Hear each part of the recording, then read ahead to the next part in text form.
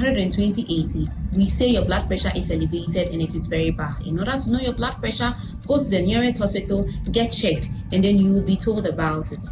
Increase in age, family history, obesity, cholesterol, smoking, and other bad lifestyle can cause your blood pressures to go up. When you have hypertension, you may not know. That is why it is called the silent killer.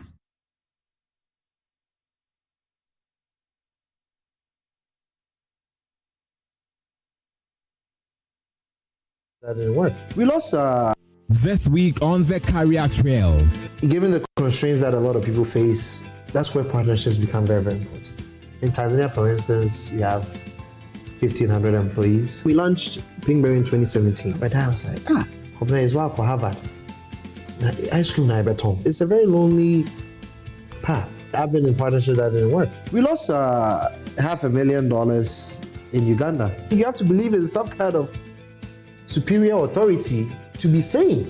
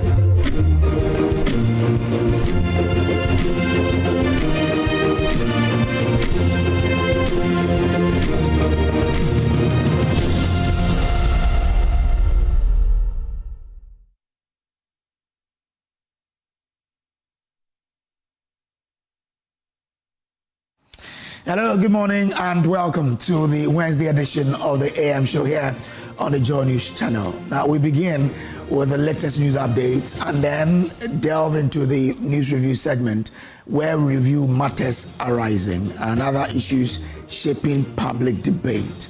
Now, the conversation around Ghana's anti-LGBTQ plus bill has taken another turn.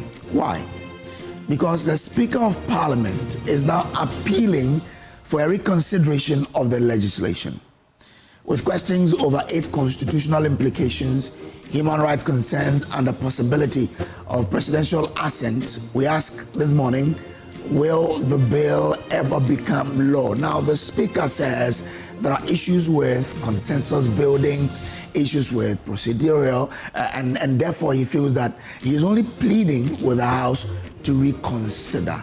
We'll find answers to the questions on this bill. Also, as the world continues to monitor outbreaks of deadly diseases, concerns over the Ebola virus have resurfaced, with its mortality rate estimated between 30 and 50%.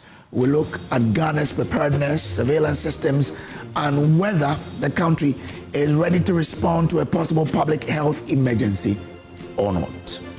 And today marks, today is June 3, remember, is a date etched in Ghana's history following the tragic flood and fire disaster that claimed hundreds of lives in 2015. So it's a decade plus one since this incident happened. Now, the nation remembers the victims, reflect on lessons from that dark chapter, and ask, what have we done? Have we done enough to prevent another tragedy? Joining us this morning for the conversation, it's all lady affair today. So we have Mame Amma Pratt, Press Secretary to the Vice President, and Dr. Ekia Amuako, Deputy Spokesperson for Dr. Mahamudu Bawumia. Join us with your thoughts via social media platforms and all the means that you can use to reach us so that we can share the day together. Well, as usual, my name is Samuel Kojo, and I do this with Emefa Akosua Adeti. On behalf of the production team, I say thank you for making us part of your morning, and thanks for agreeing to share your morning with us. Do stay. Let's start with the air news now.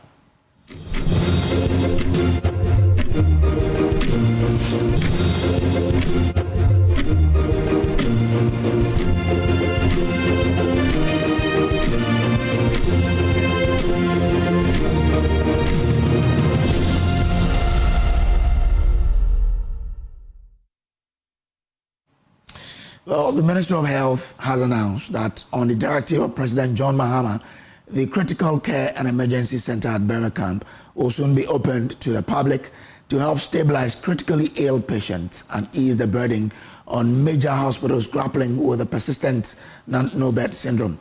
The initiative forms part of efforts to strengthen healthcare delivery under the free primary healthcare policy.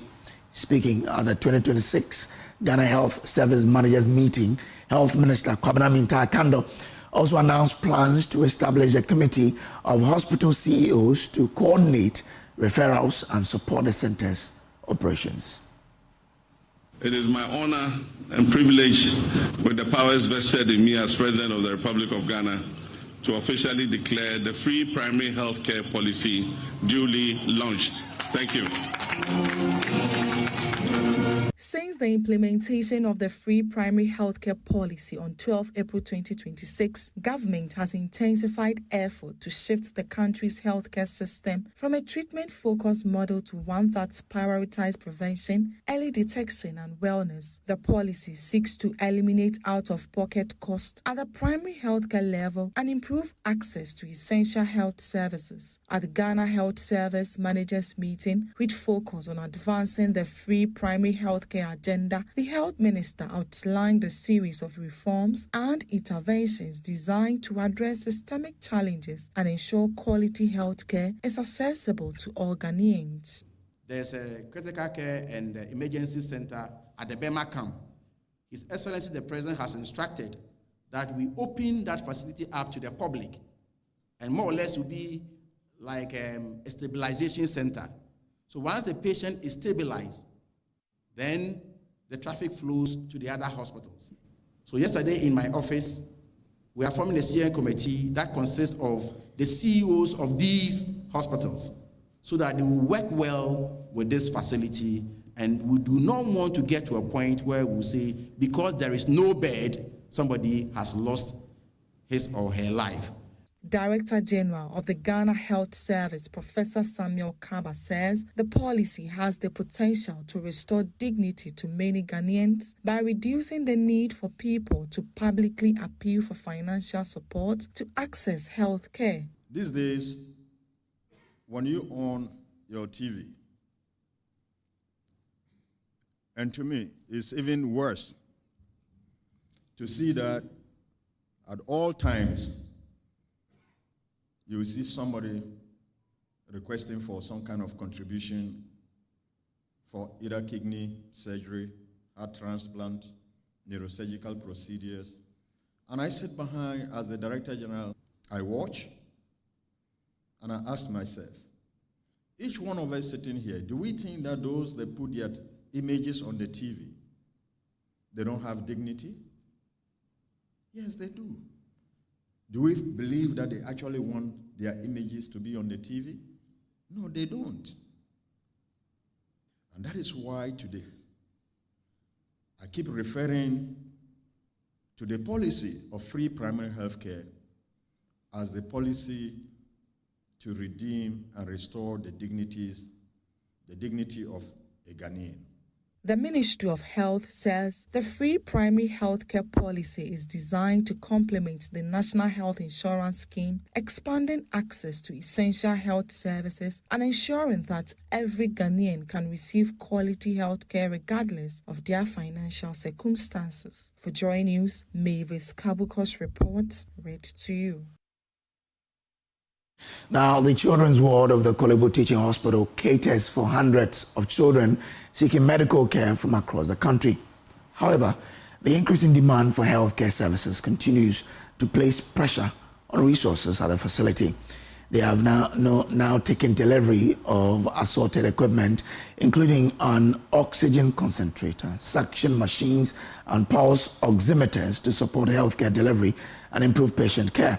Deborah Enimwa-Bedu has more in the following report.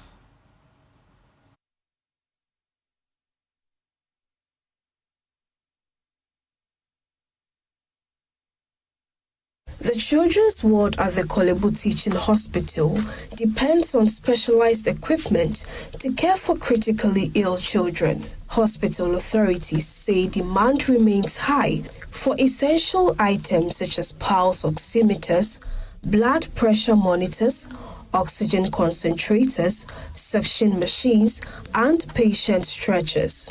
It's in response to this need that former Energy Minister and former New Patriotic Party Vice Presidential candidate Matthew Opoku-Prempeh has donated a range of medical equipment to support care at the facility.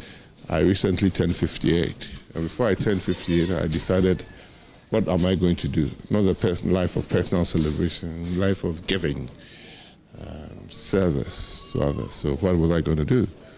So I decided I've been supporting children's home, orphanages, rehabilitation centers for the last 20 years.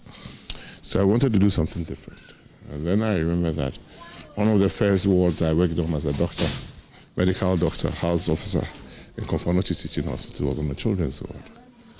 And then I got a friend to say, why don't you do a donation to the children's ward? So I sent people to come to the various wards, children's wards, oncology wards, that means cancer wards, of Akufo-Addo and Kolebu, and ask the nurses, what is it that they are missing that will help them treat their children better?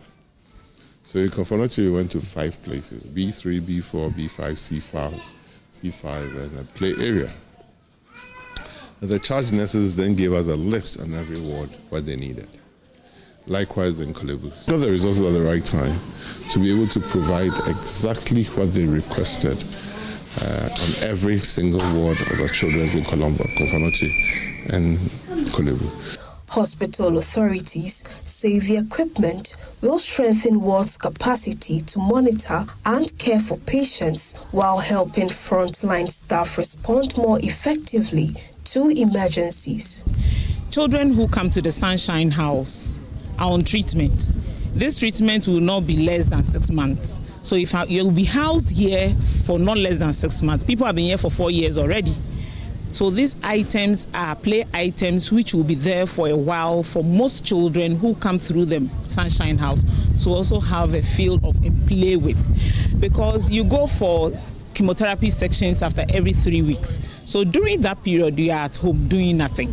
So these are play items which we get in place, and fortunately Honorable has come to donate some of these items to us, which definitely the children will have good time playing with them. So hundreds of children to come will have a feel of them. They also stress that sustaining quality pediatric health care will require continued investment in equipment, infrastructure, and other resources needed to meet growing demand. So he donated lots of items, lots of equipment to the Department of Child Health. They also helped to cater for some of the bills of some of the children who have been discharged. We are so grateful. The items, the medical equipment, and other things that goes a long way to help the Department of Child Health. As healthcare providers continue to navigate increasing patient needs, stakeholders say partnerships and support from individuals, organizations, and the wider community remain critical to ensuring children receive the quality care they deserve. For Joy News, Deborah Enimwa-Bedu's report read to you. Now, family members and supporters of Daniel Yusuf are appealing to the government and President John Mahama to intervene in securing his release, citing growing concerns over his health and access to medical care following his arrest in January. Yusuf, described as a close associate of Frederick Kumi, popularly known as Abu Trika, was arrested over his alleged involvement in a wire fraud scheme. At a solidarity work held in Cape Coast, his family claimed that he requires urgent medical attention and expressed concern that his continued detention is affecting his access to the healthcare he needs. Please, on behalf of my daughter, please release her father. She can't do without him. Daniel Yusuf was arrested at the Kotoka International Airport in January 2026 while allegedly attempting to flee the country. Reports indicate that Yusuf, a native of Cape Coast and an alleged participant in a wire fraud scheme, had gone into hiding following the arrest of his associate, popularly known as Abu Trika. Months after his arrest, family members and supporters of Yusuf are appealing for his release. At a solidarity walk held in Cape Coast, one of the conveners, Mr. King, called on President John Mahama and the relevant authorities to grant Yusuf bail. Our brother go to custody, I think, getting to 6 months now, and he haven't got bail. And I think this is too harsh for us. So we are pleading on the government of Ghana. John Dramani Mahama, we are pleading on you. Anytime I said, even if you are not a president of Ghana, we the youth will still come to you for help. Anytime I said this, even if you are not the president of Ghana, we the youth have trust in you. John Dramani Mahama, please, President, we have the trust in you. That is why we voted for you as a president. We beg you, let Daniel Yusuf get bail on Thursday. We are pleading on Ghana leaders. The youth, let us all rise. Today is Daniel Yusuf, today is Abu Trika, tomorrow it can be you.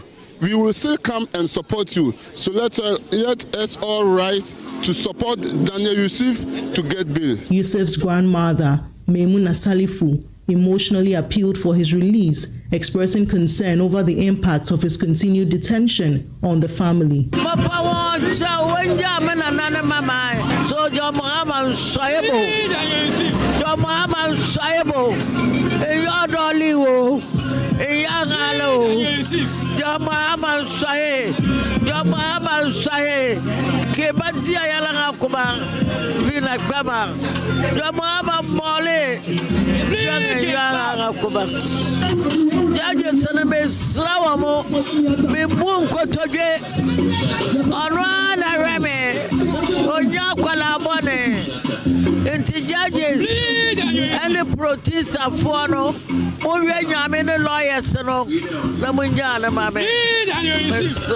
His sister-in-law, Irama Kaelin Kate, also appealed to the authorities, stating that Yusuf requires medical attention and that his arrest has limited his access to the health care he needs. Things are very hard.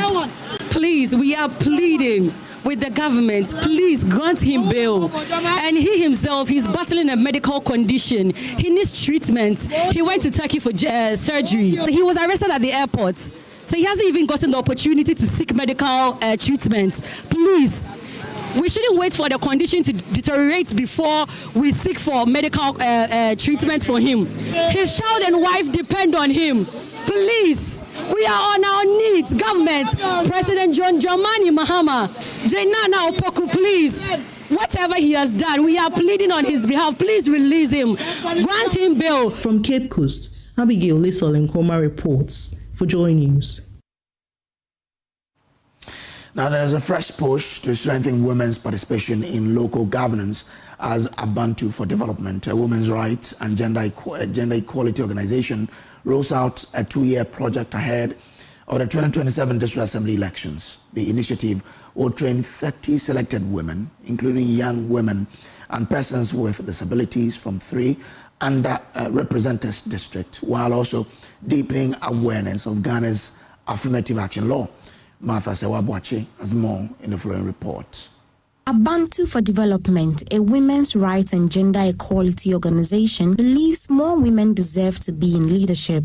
Ahead of the district assembly elections, the group is stepping up its campaign to get more women into leadership. Stakeholders say the renewed program is expected to strengthen the implementation of the Affirmative Action Act by building a stronger pipeline of women leaders and ensuring greater representation in governance structures. Project manager for the Renewed Women's Voice and Leadership Initiative, Theodora Asare, is hopeful that the program will see more women step forward and win seats in the upcoming local government elections. Again, Plan International, for who we are, believe that gender equality is not only a fundamental human right, it is the foundation for sustainable development.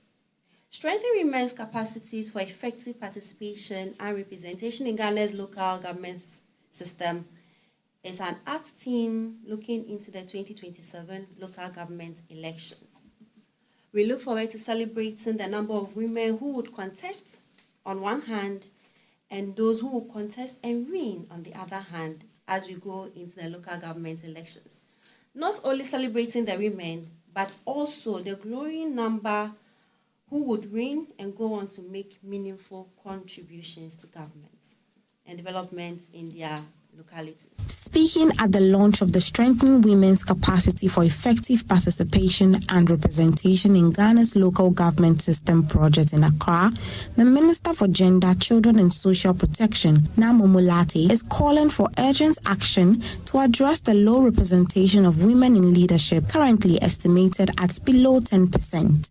A major milestone in this regard is the passage of the Affirmative Action Act, which represents a historic achievement in Ghana's pursuit of gender equality. It sets clear targets of achieving a minimum of 30% representation of women in decision-making positions from 2024 to 2026, 35% from 2027 to 2028, and ultimately 50% representation by 2034. I am reliably informed that as part of the implementation of this project, 30 prospective female candidates have been identified to benefit from this initiative. Let's work towards a future where women's participation in local governance is not the exception, but the norm, where leadership reflects the diversity of our population and where every woman and girl can aspire to positions of leadership without barriers or limitations. As Ghana moves toward the 2027 District Assembly elections, the initiative is expected to play a key role in empowering more women to take up leadership positions, strengthening efforts to close the gender gap in local governance, and promote inclusive decision-making at all levels. Now, Renault has expanded its footprint in Ghana's growing SUV market with the launch of two new models, the all-new Grand Kojo and the all-new Cardian. The vehicles combine advanced technology, enhanced safety features, premium comfort and fuel efficiency as the French automaker seeks to meet the changing demands of consumers. Speaking at the unveiling in Accra, Chief Executive Officer of Premium Motors Renault Ghana, Jihad Hijazi, said the new models offer exceptional value while redefining the driving experience. Evelyn Ampa has more in the following report. With bold exterior designs, spacious interiors, and a suite of advanced technology features, the all-new Grand Kojo and Cardian are Renault's latest attempt to capture a larger share of Ghana's growing SUV market. Chief Executive Officer of Premium Motors Renault Ghana, Jihad Hijazi, says the models represent a new chapter for the Renault brand. The Grand Kojo embodies sophistication, space, advanced technology, and premium comforts. It is designed for individuals and families who desire refinements without compromise. It's basically for very discerning customers.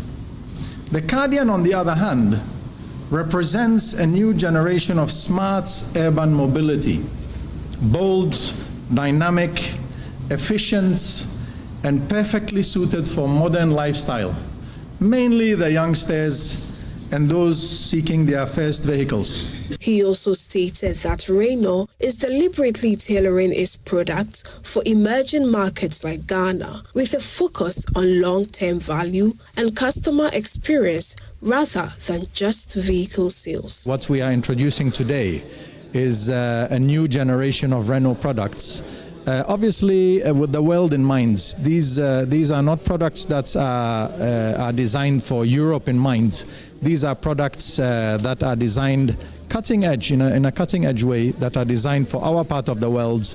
And it's important to note that the quality of the Renault brands has been elevated to a new level. Premium Motors says the introduction of the Grand Koleos and Cardian reinforces its commitment to offering modern, reliable and value-driven mobility solutions for Ghanaian motorists. For Joy News, Evelyn Ampa.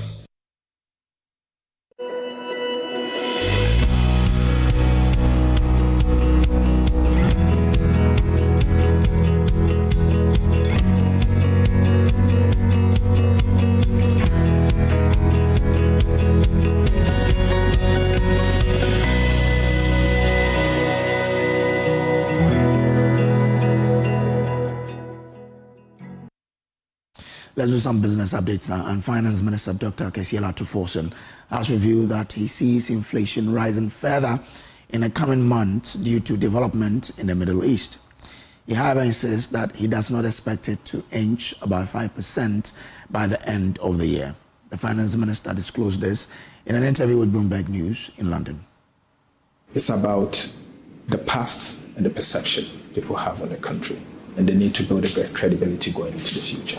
Let me put it this way. This is a country that has just come out of the default and the major economic crisis of 2022. Some investors are skeptical. We need to remove that concern. And in doing so, we need to walk them through a path of credibility. And we believe that though we have successfully recovered the economy and stabilized it, there's the need to send a signal that this stabilization is here to stay, and we're going to sustain that. In doing so, you need a stamp of approval. You need that credibility with the IMF.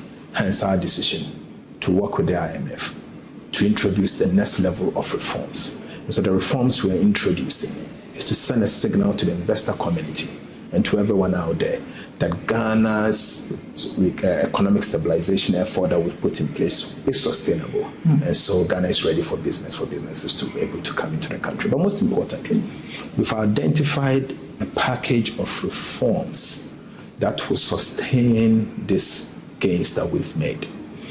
And we believe that working with the IMF, tapping into their expertise and knowledge, being around for years and having global perspective of issues will be something that the country will have to sign up to and be able to get the IMF to assist us on this journey of reform. A former chairman of the Competitive African Rice Platform, Ghana chapter, Yao Edupoku, says government's new interministerial task force on rice smuggling will struggle to deliver results unless deeper structural issues are fixed. It is a very difficult situation because you don't have main roadmaps where you can say, I'm blocking this road or that road. Anything that looks like a road, you find a car coming through. And it happens on a daily basis. And it is the same people who cries who go to buy it. I can tell you with certainty that even the rice that is being fed into the school system, the school feeding system, mostly about 60-80% are imported rice. And a larger percentage of that are on tax rice. That is illegal rice. They are found in our schools. It is not Ghana rice that is feeding the school system. And you go to the market, go to Malata market right now. 80 to 90% of rice displayed is imported. I'm saying it's going to be difficult, but we should be positive. What will make it difficult? You see, where are the sentinels who are going to be posted around to check this? Unless the very villages that trucks are passing through are roped into this as security, it will be difficult for us because once it gets into the market, it's difficult to say that this is Ghana rice or imported rice, tax rice, duty paid. It's very difficult. And that's how we wrap up the AM news for you. Now remember that the AM show is sponsored by Assured Silicon Paint from Azar Group, Syntex Pipes, and Time Ever Mixture. Now, ladies and gentlemen, as we enjoy today's moment, remember to keep your body refreshed and your energy right with Fresh Drops Still Natural Mineral Water. Fresh Drops Still Natural Mineral Water is not just any water, it's natural and mineral rich that keeps you going. So whether you're dancing, sharing, networking, or simply enjoying the moment, Fresh Drops Still Natural Mineral Water helps you stay cool, refreshed, and fully present. So grab a bottle, available in 500 ml, 20-liter jars, and sachets. For bulk purchase or enquiries, do call 0552 250290, 0552 250290. Well, the AM show still continues here on Joy News. Do stay on.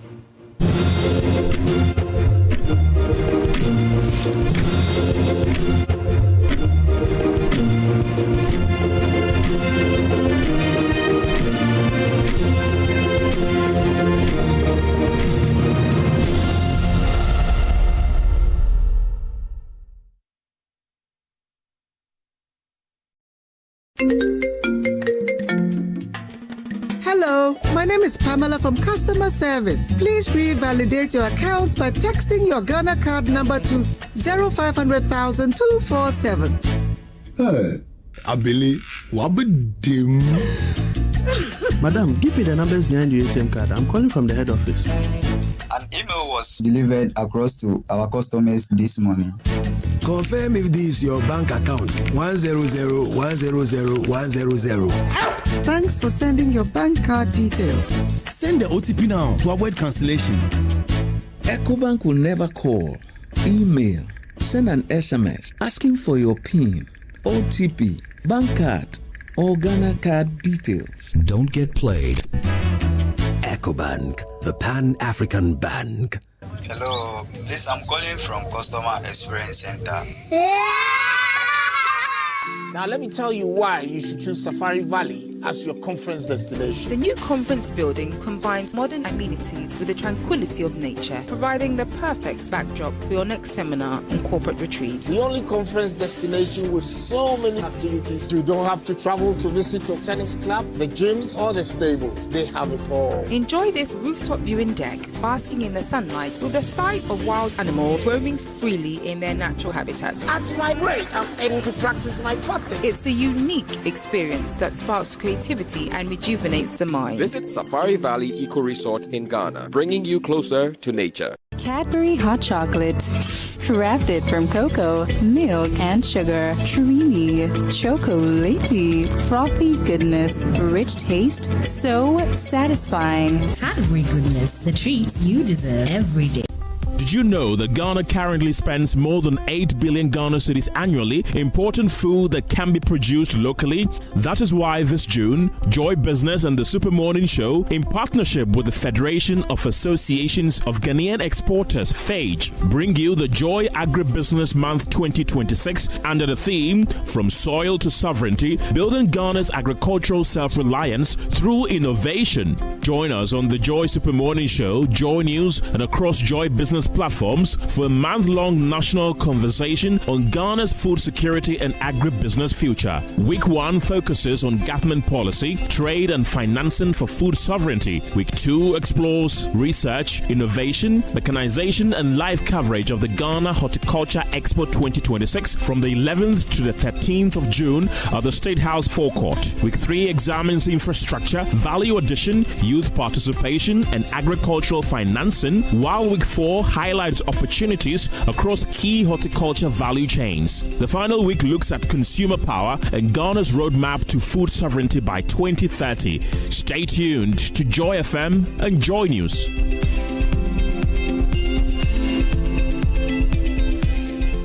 Another week is here on the greatest of all time show. My name is Giovanni Clip, and tonight we're bringing you talent.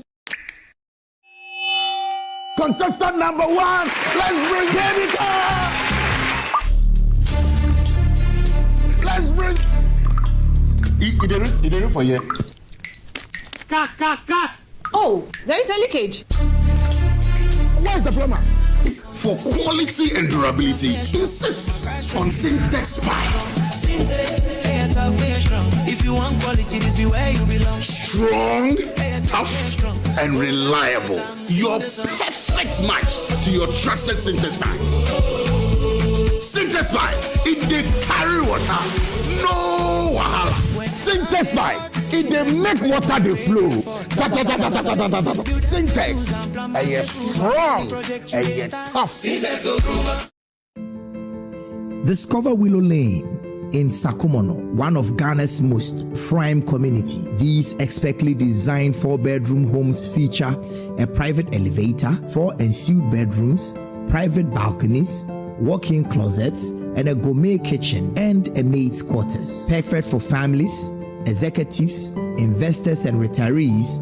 Our community offers a swimming pool, playground, and 3-tier security for your peace of mind. Experience the ultimate in comfort, convenience, and community here at Willow Lane, Sakumon. Visit waylead.org or call 0240-111119 or 0308-040500 to book your tour today.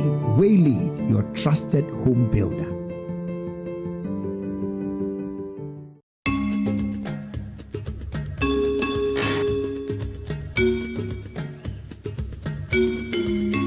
Baya bukata abu mai yawa ku sare abin da kuke so. Wani sahili yana farawa da rigakafi.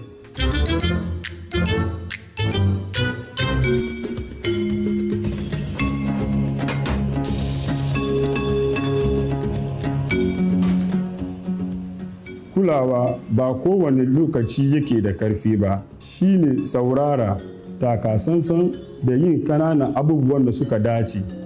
Kariko bara yana farawa da ni ina kula kowace rana.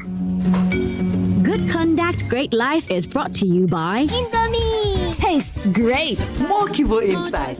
Kivo Gari Soaking Mix. Taste of Ghana.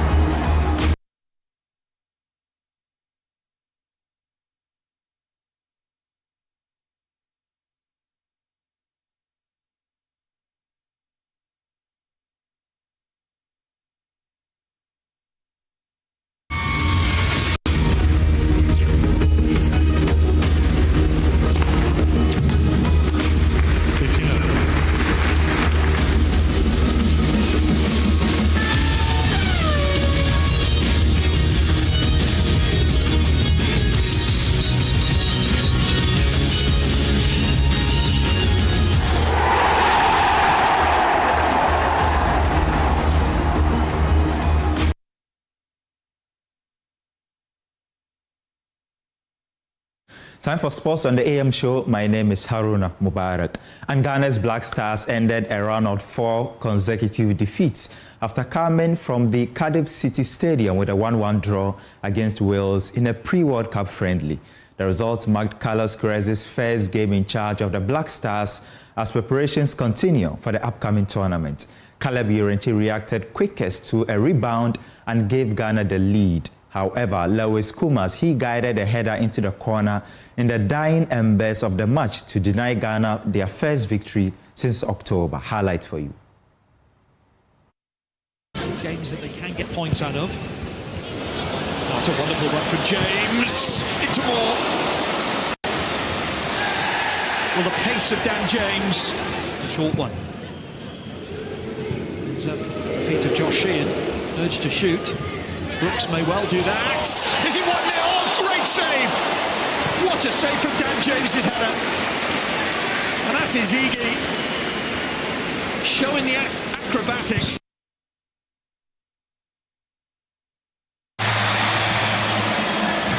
Well, he was watched closely by Lawler, but he is capable. Yeah, it's just good centre-forward play, something out of nothing. Look at this little turn. Touch with the outside of the foot. Rare touch for Darla. Oh, it's a risky back pass. Are you? And Darla makes up for his mistake. Well, it should be 1-0. Oh, it really should be, and as you say, it's a really rare touch. And it's the right option, but there's just nowhere near enough power on it from Darlow. It's good smother in the end, and he does well to keep it in as well, but maybe a little bit of lack of concentration. Ghana could be in here. Oh, good save from Darlow! Oh, and it's hit the post and turned in! It's 1-0. The goal has been coming. And Caleb Yarenke, who's been linked with Manchester United. And posing for the photos as well. It's sloppy from Wales. They're trying to build out. Poked it through to Ampadu, and then it's just the forward runners. You can see they're scrambling here. They're queuing up. Wales can't get back behind the ball. That is a heck of a stop from Darlow, but they just don't deal with the rebound, Wales. And with that forward momentum that Ghana had, it's a brilliant run. Wales. Williams did well.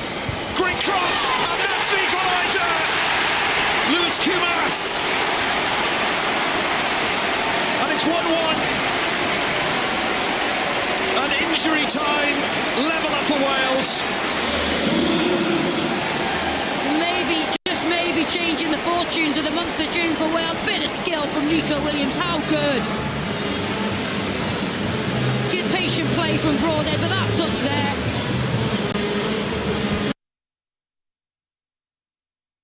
Well, some Ghanaians have been reacting to the performance of the Black Stars, and one player that has come under scrutiny again is the left back Baba Rahman. Black Stars are born in Nipa Bako Pe, and also almost had in Kofi. Baba Rahman, on Kofi on Kodi Ramen, Yempano Black Stars has said, Baba Rahman was too much. Too much. Yeah, the performance was very, very pathetic, to be honest with you. This is not a team that we should take to World Cup. If you need a disgrace, you must take the same team. Baba Rahman came in, and through his position, we concede the goal. The guy is absolutely pathetic, rubbish. And secondly, the coach must utilize the young guys. We have young guys who play all over the world, and they were sitting at the bench. Inaki came in, we didn't see anything. When Renchi, Nana Bonsu, all those young guys, they did very well. They came in second half, and we found out that they changed the game. So in a nutshell, we want them to start in the World Cup. But if this, do you think Wales just play a draw with us? Can we use this team? Can we use this team to face England?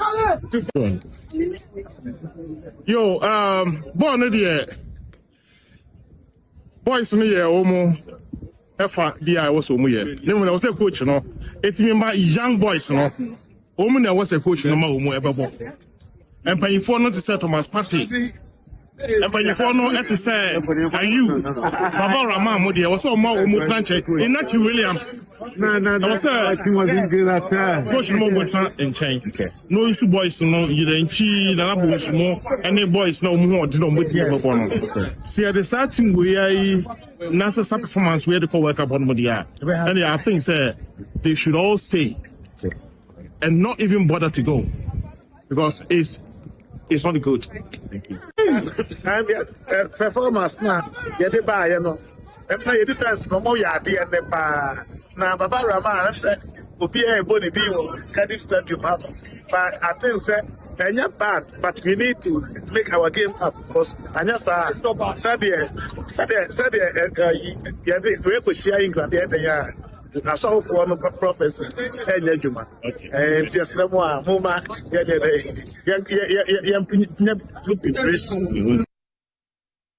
Now, 14 days left until Ghana faces Panama in their first game of the 2026 FIFA World Cup qualifiers. The head coach, Carlos Queiroz, has been speaking, and he says his side must be ready for the challenge. Also time to learn. We win or learn. Today we draw, but we learn that when we are winning 1-0, there is no way that we can let the win escape from our pocket. But if unfortunately it happens, we did good things. I was happy to see the players how they perform. Some players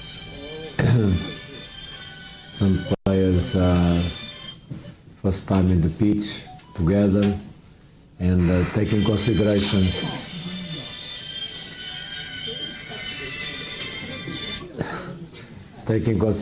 that this was the first training that our team was together. I was happy with the thing that happened. First training session with the whole team together. So congratulations to my players. Now we just need to keep going, working, and start to be ready for the main match against Panama. We still saw in the game that was some moments that they could go, but they lose one fraction of second in the forward pass, and we have to start everything again. I think now with more training, with more harmony, more chemical, they will be more confident to make those decisions to go forward.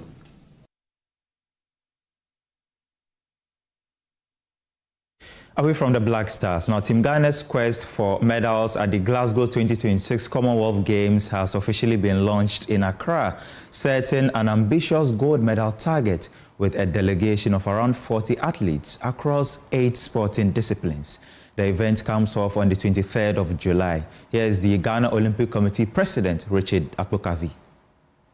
This is on those on the field.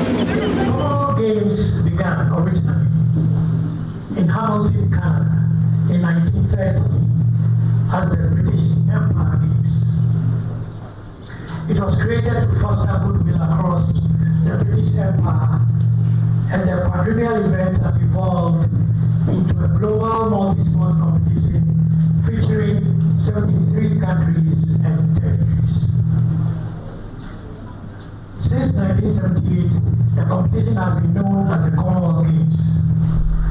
Ghana has participated in every single Commonwealth Games except 1986's Edinburgh, which we boycotted with many other countries due to political disputes regarding the sporting ties of other Commonwealth countries with apartheid-era South Africa.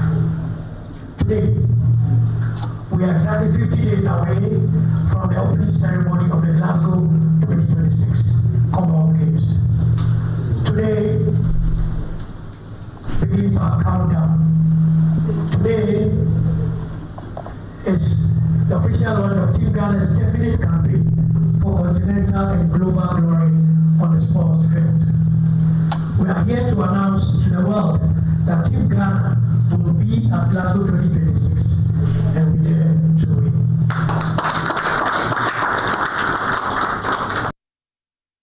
Now, Senegal are crowned champions of the CAF Under-17 Africa Cup of Nations after beating Tanzania 4-2 on penalties following a 1-1 draw in the final in Rabat. And that's how we wrap up this sports segment on the AM show.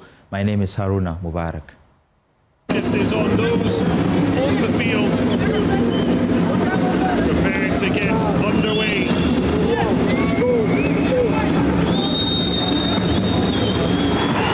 They'll want to keep the door shut at the other end. Movement so good from Tanzania.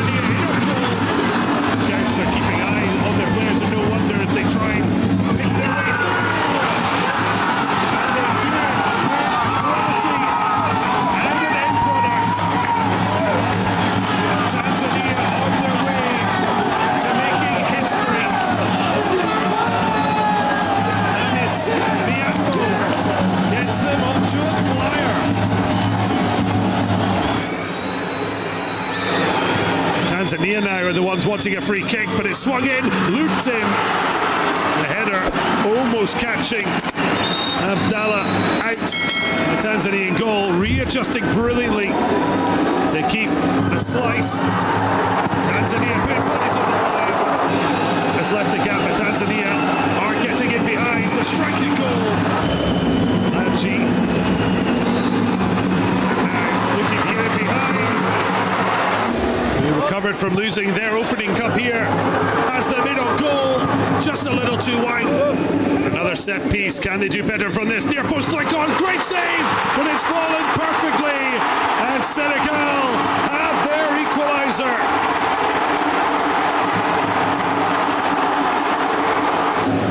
To be heroes.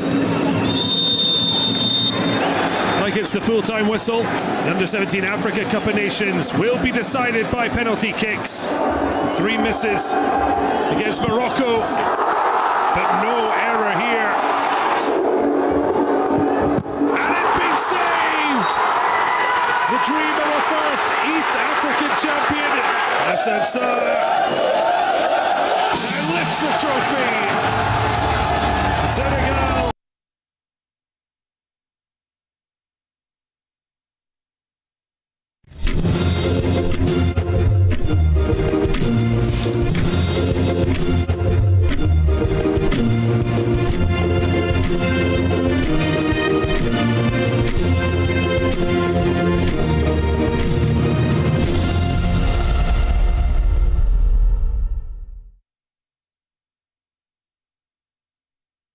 Now let me tell you why you should choose Safari Valley as your conference destination. The new conference building combines modern amenities with the tranquility of nature, providing the perfect backdrop for your next seminar and corporate retreat. The only conference destination with so many activities, you don't have to travel to visit your tennis club, the gym, or the stables. They have it all. Enjoy this rooftop viewing deck, basking in the sunlight with the sight of wild animals roaming freely in their natural habitat. At my break, I'm able to practice my putting. It's a unique experience that sparks creativity and rejuvenates the mind. Visit Safari Valley Eco Resort in Ghana, bringing you closer to nature. Hello, my name is Pamela from Customer Service. Please revalidate your account by texting your Ghana card number to 0500,000 247. Hey, Abili, wabedim. Madam, give me the numbers behind your ATM card. I'm calling from the head office. An email was delivered across to our customers this morning. Confirm if this is your bank account. 100,100,100.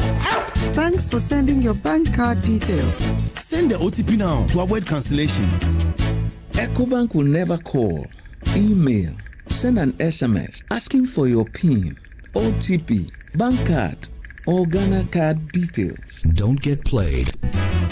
EcoBank, the Pan-African Bank. Hello, please, I'm calling from Customer Experience Center.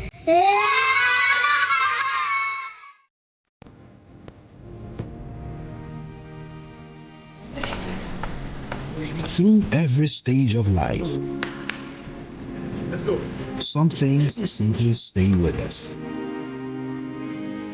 The spirit of never giving up.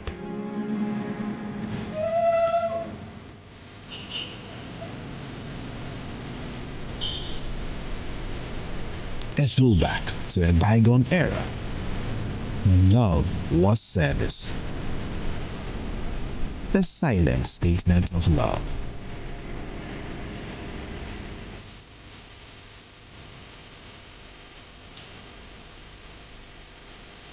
A forceful gesture that deepens bonds, balancing work and life. Every drop refreshes, every sip hydrates, just as it should.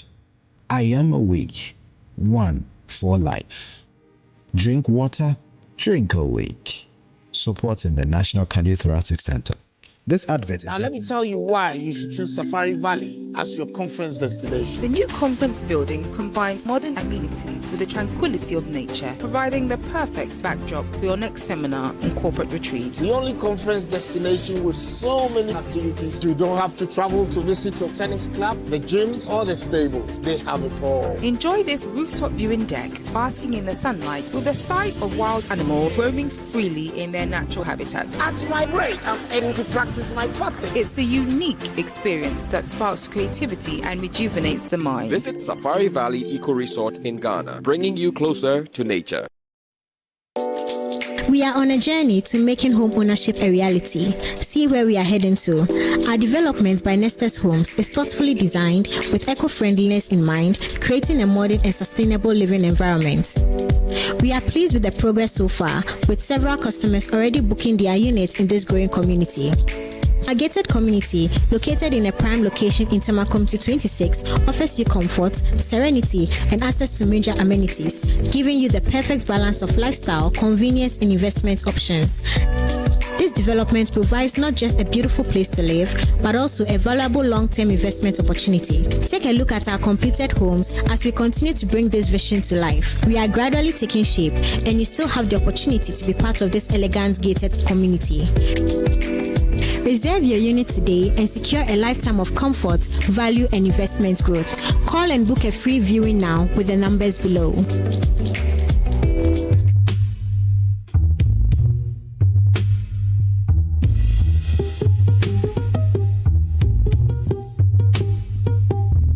How come say we all day matter inside, we all they suffer?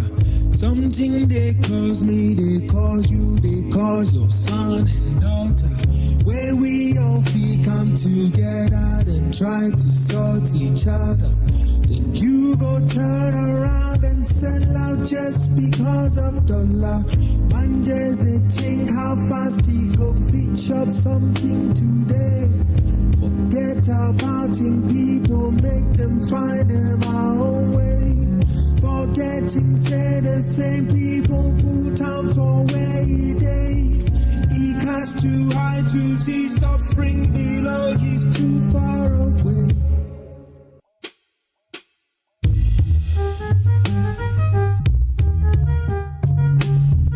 Them get eyes, but them know they see. Them get heart, but them know they feel. Some too they get mind, but them know they think. That be why we all day inside a boat where we they sink. I say them get eyes, but them know they see. Them get heart, but them know they feel. Some too they get mind, but them know they think. That be why we all day inside a boat where we they sink. Myopia, they know they see nothing. Ice cold heart, they know they feel nothing. Bad minds, all they know they think about you.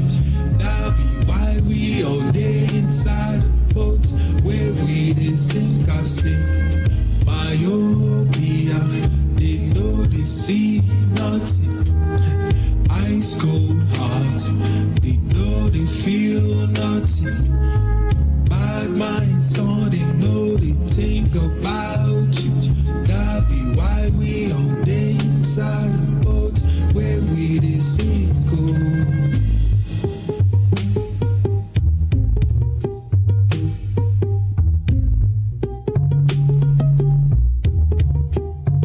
I say them get ice, but them know they see.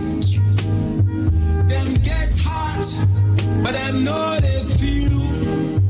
Some too they get mind, but them know they think. That be why we all day inside a boat where we they sink. I say them get ice, but them know they see. Them get hot, but them know they feel.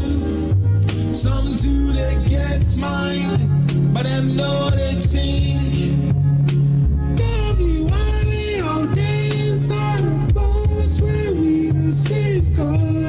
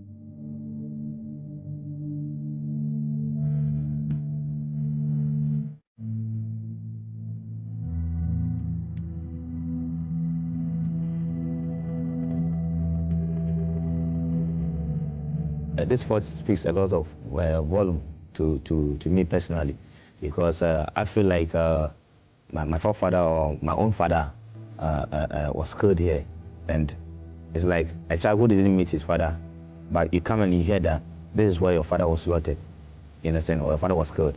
So anytime we come here, we feel like this is the home of our ancestors.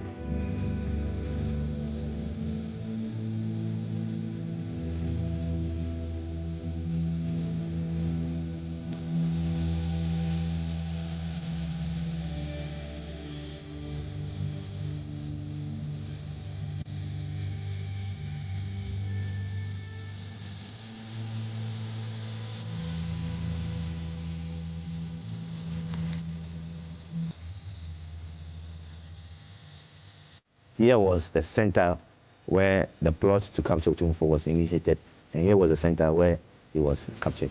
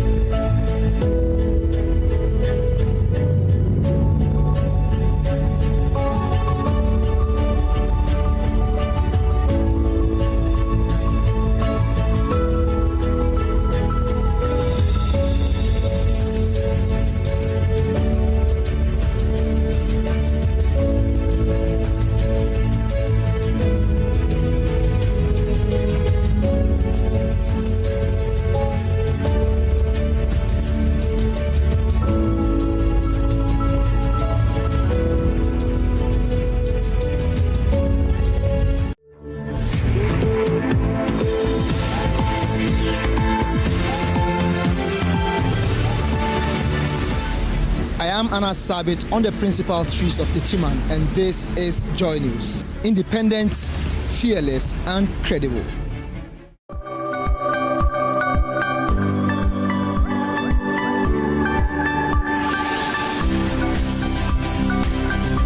Hello everyone, you're welcome to Health and Vitality with me, Dr. Hannah-Lisa Tete. Today, we'll look at why it's important to take breakfast. Welcome back. As you know, breakfast is the most important meal of the day, and it's important for you not to skip breakfast and to keep it as healthy as possible. Some of the components of a healthy breakfast are whole grains and cereals, low-fat dairy products such as milk. You can also have fruits and vegetables such as freshly squeezed fruits, and also fruits and vegetable smoothies. You can also have lean proteins such as lean meat, eggs, legumes, and nuts. So make sure that you don't skip breakfast and make it as healthy as possible.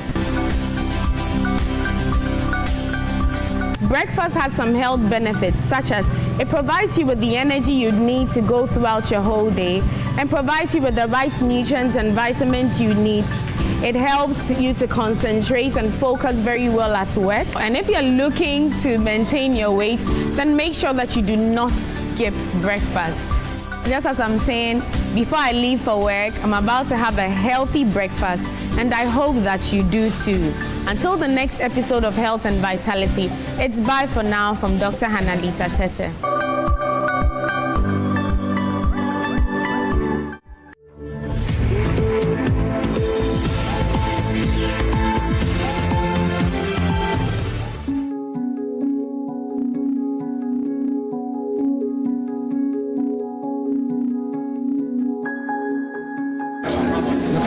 Police station.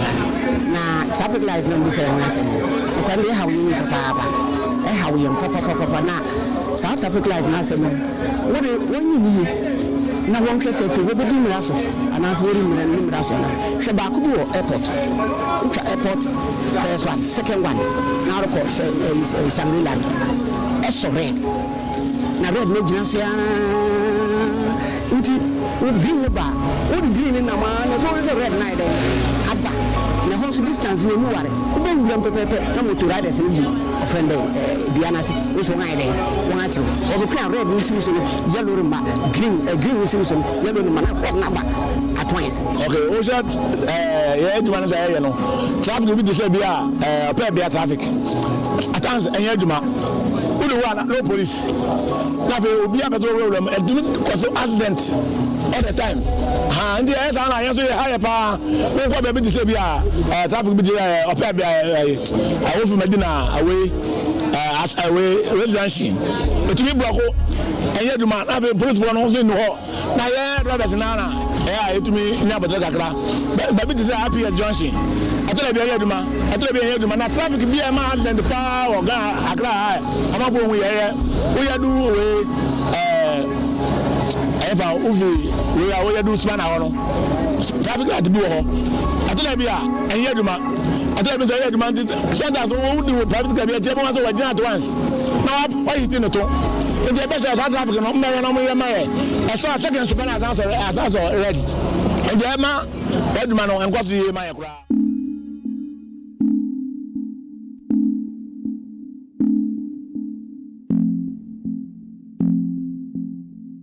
I think we need more overpasses and zebra crossings, especially during rush hour. A lot of people are rushing home after work for rest. The vehicles as well are in a hurry to get home to rest after a long day's work. So here is the case: the traffic light is not working. Then we have to struggle to cross the road with them. If they want to stop, they stop. If they don't stop, you will be there. So whether 30 minutes, 1 hour, you'll be there until you get a chance to cross. So having a zebra crossing and overpass, I don't have to go through that stress. And as a citizen, I think this is my right and I deserve it. Thank you. You put it up and they go and steal the batteries. They take away the cables.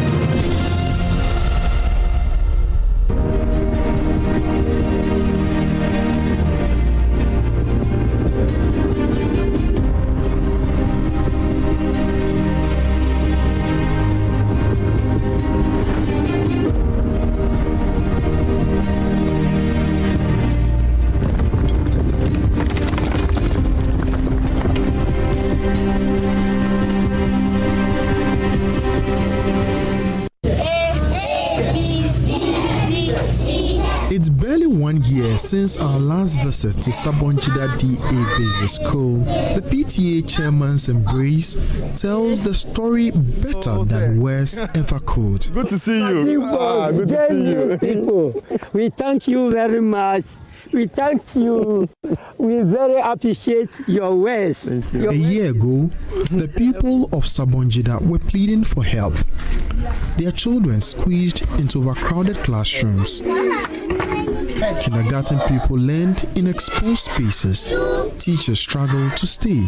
Parents worried that the future of their children were being built on neglect. This is my head. This is my mouth. Today, the community is finally beginning to see results. Yeah, we like the progress, the progress that has happened. We like you because of you that we are seeing this thing. We are very, very rarely very happy about your coming to this our Sabonjida community.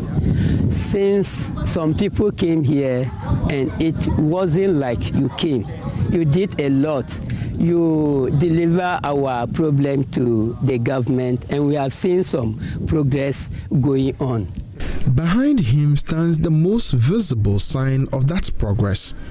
A 6-unit classroom block with offices, a library, store, and sanitation facilities. The structure is still under construction, but for a community that spent years waiting for decent classrooms, even unfinished walls represent something powerful, a proof that their voices were heard.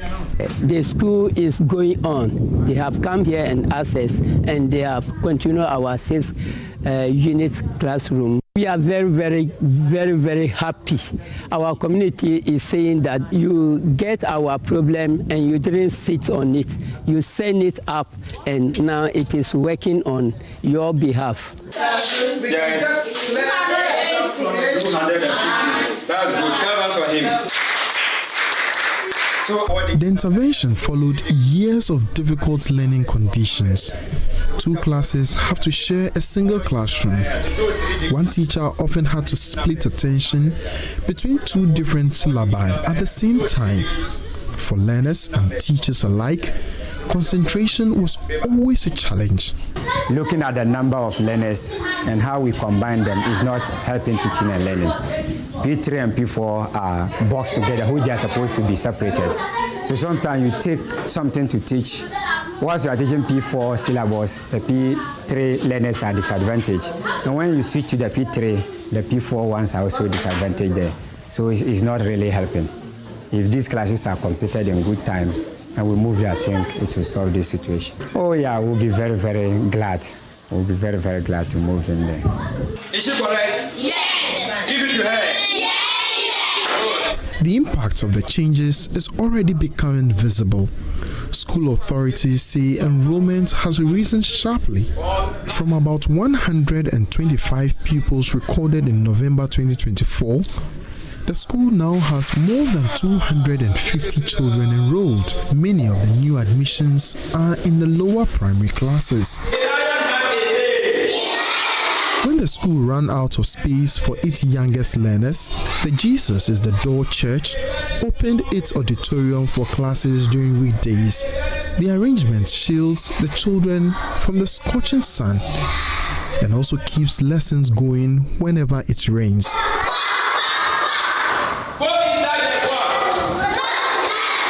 Here that the children are sitting, and now we have gotten some church, which is Jesus Door Church.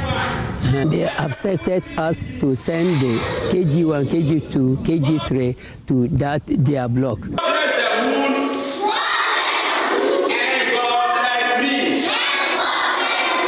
But the most remarkable response came from the community itself. Faced with no accommodation for teachers in the community, residents pooled their resources and started building a 4-bedroom teachers' quarters. For a community struggling to attract and retain teachers, a decent accommodation became a priority. Community have seen what you have come to say to us, and we all contribute, and we have some money, a little, and we are putting teachers' bungalow, which is 4 bedrooms, and we wanted to put bathroom to the kitchen, also 1. We are on it that we will do that. And because what you have done, we will not sit down. We also say that when there is a lot of teachers, and when they come to our community, they don't have somewhere to sleep. I'm staying with the PTA chairman's house. They had to move some children out of a room and offered me in that room. At the inconvenience of the family, about 3-4 children were in the room, and they had to move them out because of me. But thankfully, the community has started a project for the teachers, so which we hope that when completed, it will help us. This program, supported by the Education Out Loud, is looking at enhancing citizens' ability to be able to engage duty bearers to open up spaces in terms of quality education delivery. School for Life, the organization supporting citizen engagement through citizen-led action for educational accountability and responsiveness, Sabonjida demonstrates what can happen when communities move beyond complaints and become active participants in finding solutions. The impact has been great. For the past couple of years that we have embarked on this project, significant progress has been made in terms of enhancing duty bearer responsiveness to the issues that the citizen groups have identified within their communities, the lack of infrastructure, the lack of teachers, the lack of teacher accommodation. These are the major issues affecting quality education delivery in the communities. And the citizen groups have been able to identify these gaps and bringing them to the attention of duty bearers at the local level for them to respond to. And across the project districts, you are witnessing progress in terms of responding to the infrastructure needs, in terms of teacher availability. We are seeing that there's progress. Our work, our collaborative work with these institutions would ensure that even after the project, the actions are still ongoing and that they are responding to the needs of these marginalized groups, based on the pressure that also the citizen groups will put on the local authorities. We are very privileged for the School for Life, and this our community, what the School for Life is doing to us.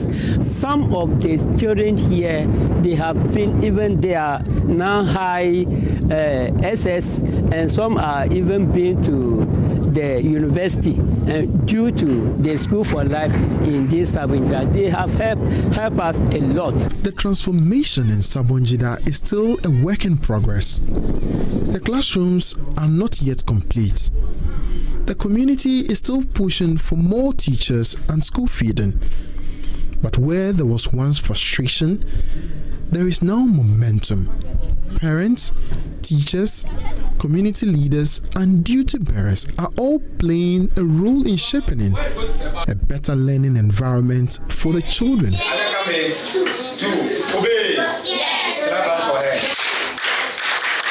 The narrative of pupils of Sabonjida DA Basic School having to learn in a poor infrastructure is gradually becoming a thing of the past, with the construction of this 6-unit classroom block for the community. The pupils and teachers are excited that this project will finish soon and give them hope to chase their dreams. Emmanuel Jivenu, Joy News, Sabonjida, Tatale Sangole District, Northern Region.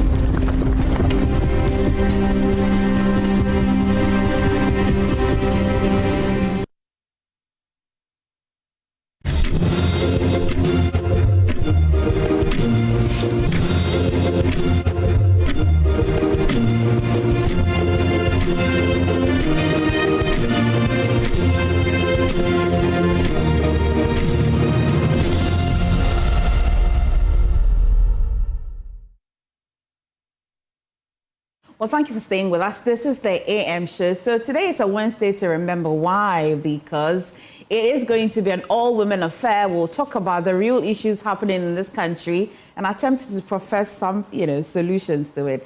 But we've given Kojo Brace an opportunity to just, do something and then get out of here. Kojo, what's happening on the wall? I was actually going to ask you then, what am I doing here? Well, yeah, it's not like the women want to lead without the men. What is the point? Not to carry the men along. So it's good the way you did the intro. I was going to just walk out after asking the question.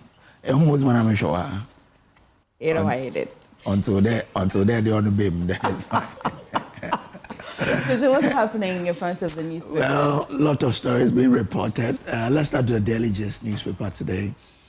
Assent Nketia snaps NDC elders. You remember the Council of Elders brought out a communique where they were asking factions in the NDC or leaders in the NDC to stop campaigning because it's not time. But are they campaigning? Well, that is what compelled them to come out with a statement that some people were doing subtle campaigning. You've heard about the thank you tours and the proper thank you tours and what have you. I mean, I was asking the Deputy Director of Communications that are they campaigning? He says, well, what the elders can see sitting down, we cannot see, So when the elders have convened and they've come out to say that, well, stop what you're doing, it means that they've seen some people trying to campaign. But this paper is saying that Assent Nketia is not listening to that at all. You can get details in the Daily Gist newspaper. Now, back to sender. Oh, my goodness, what a headline. Okay, Bagman rejects anti-LGBTQ bill passage. Well, is he rejecting it? But, he says that he's pleading with the members of parliament to reconsider the third reading, especially of the bill, for them to build consensus. He says he sees a lack of consensus in the lead up to the passage, and therefore he's pleading with members of parliament to reconsider the passage of the bill. But yesterday on Top Story, the majority leader, who is the one in charge of government business, says, well, I don't see anything to be considered again. So even though the speaker says we should reconsider, there's nothing to reconsider, actually. And then I asked him, so what if, listening to the president says he's also sensing some issues being raised about procedure and what have you. He says he doesn't think that there is anything. But if people think that they have to, well, it will be considered by, in a extent, what he wants to say is that he doesn't see anything because he says the minority are not trying to build consensus. And so he doesn't think there's anything to be considered. But interesting days ahead of us. Very much. I'd find out from my guest. And he even added that if the president doesn't assent to the bill, he would use the 2/3 majority of parliament to see that the law is passing, the bill is passing to law. Yeah, because it's a procedure or it will be interesting. Available. I want us to get there and then we'll see. One of the things that's quite confusing for me, I'll find out from our guest a bit later, would be the speaker appealing and yet outlining processes that looks like a broken standing law that had happened. And the people can argue that that amounts to some level of illegality that Parliament is engaged in. So if you're so convinced as Speaker that procedurally you didn't do things right, I really wonder why it's not a direction, but it is an appeal. Yesterday, Sami Obeng of the Parliamentary Network Africa also explained that, well, that's the only option available to the Speaker. Because he can only it's come back, passed, right? So he can only come back to plead with the members to reconsider. He cannot order because it's been passed. That's what I'm saying. His argument about, then the argument should stay in the moral and the social grounds. But if you invite us into the legal route, then okay. But is he inviting us into the legal route? Because he's telling you that process. The standing orders in the process were violated. But you see, yesterday someone sent me the standing order, and I think it's 0107 or so says, if the bill is sent to the Speaker, before the bill is transmitted to the presidency, the clerk needs to send it to the Speaker. And if the Speaker is satisfied, then the bill can be forwarded to the presidency. In this case where the Speaker is raising some issues, can we then conclude that the Speaker is not satisfied? And that could also hinder the transmission to the presidency. I don't know if you get me. Yes, I get you two ways. the Speaker would be satisfied or not satisfied procedurally. Yes. And the Speaker would not be unsatisfied with the content of the bill. But that's what I'm saying, that once he's is not satisfied, and therefore will affect the transmission to the presidency. That can be corrected if it's not, right? Yeah. But that's why I say interesting days in Parliament, you know. Let's see how this particular one goes. Now, MPP outdoors standing committees. MPP in its bid to come back to power in 2028 is trying to restructure, and one of them is to outdoor some standing committees. We understand that they outdoor some of them, and the details are on this paper. Now, Julius Deborah pays tribute to Apostle Kojo Safo. That's also there. David Ajayi defends National Cathedral as tallest building in Accra. Okay. J. Plant Pool fights AG's $2 million excess claim in DRIP deal. And IMF stability is meaningless if youth remain jobless upon Nkrumah jabs. Okay. Insight. Countries that import too much food also import vulnerability. And this is where probably I would pause and say, I think that as a country and as a people, because this story is about a vice president talking about how we have depended on rice import over the years. And if you listen to the figures involved, staggering. The vice president quoted $50 billion West Africa, how much we spend on importing rice into this sub-region. That's a lot of money. And someone put it even better. One of the ministers who spoke on this said that, the Deputy Minister of Finance, he says we are spending these monies to empower other economies. 50 billion. Then I ask, what have we done to empower our local production capacities? I mean, look, Emefa, the local producers, of which I am part of, we produce a lot of rice. When it comes to selling, it becomes a difficulty. Why? Because the Ghanaian market and the West African market is, inundated with imports. And when it comes to import, the Deputy Finance Minister even acknowledged that we cannot beat them when it comes to pricing. So once there's that disadvantage, what can we do as a government to help farmers so that we can become competitive when it comes to what we can? Because we eat a lot of rice. So if we're eating this much rice and something we have capacity in producing, why aren't we empowering local producers so that we can become competitive? Why are we importing so much? Look, our rice consumption is around 1.5 million metric tons. We, as local producers, we're able to do around 900,000 metric tons. You have a few deficits too. So it means that we're doing close to 50%. So why don't you import just 50% to complement it? Our import is over and above 50%. Why that? Why can you improve local production when you don't gauge how much you import into the country so that we can complement it with what we produce locally? And what incentives can government give to local producers so that we can become price-wise competitive? Because of course, is the challenge really the pricing? Yes, that's it. Because today, if you eat some local rice and they don't tell you it's local rice, you can't tell the difference. Sure. Because we've invested into machinery. We are doing proper processing. First, the issue was about what? Stones available in the Ghanaian rice. Today, when you eat a Ghana rice, you can't even see stones in them. You don't have it because we invested in the stoning and we are removing every stone from the rice. The issue is about how you can make us competitive. So that's something government should watch. But I'm happy about the plan government is introducing. They call something the quota system. Yesterday, the Minister of Agriculture at this particular forum spoke about it. That today, there's going to be a system where before you import, you have to go to this particular team that they are setting up, where they will tell you how much we have already in Ghana. Nice. So if we have 900,000 metric tons locally, it means that we have to just import around 900,000. So if Emefa, you come to import, we can't ask you to go and import 200,000 metric tons. Well, we know that we have about 100 importers.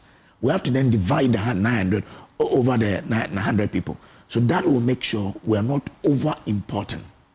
Because that is why we cannot become locally competitive. When your import oversees what you produce here, what do you do? There's a lot on the market. So price, of course. So I'm happy this conversation is coming up now, so that local producers can also have the impetus to say, let's improve our production. We have the capacity.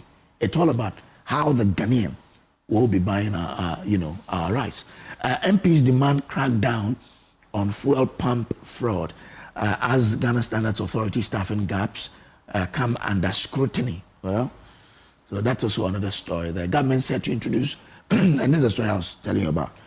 Government said to introduce rice import quota to boost local production. First, if we do well, it will create jobs. Because Emefa, the rice, and I say farming is one way we can reduce unemployment in this country. Yeah, true. Farming. If we focus on farming, we can do a lot, and we have the capacity. But government needs to come in. And when I hear this, it gives me some, excitement that we'll see some great moves in the reality. Yes. Because green gold, why? Mm-hmm. Because there's a lot of money in agric. Now, premature campaigning must attract sanctions. ACUC tells NDC elders the same story. The NDC elders appealed to people. They say, no. Add sanctions. If you flouted, we will sanction you. But that's also a story that's there. MPA boss honored at 10th Ghana CEO Summit. The new finder. So, Emefa, this is the one I said the minister was talking about, yes. How much we spend in, improving other economies. It says rice import by West African countries, economically unsustainable. Deputy Finance Minister.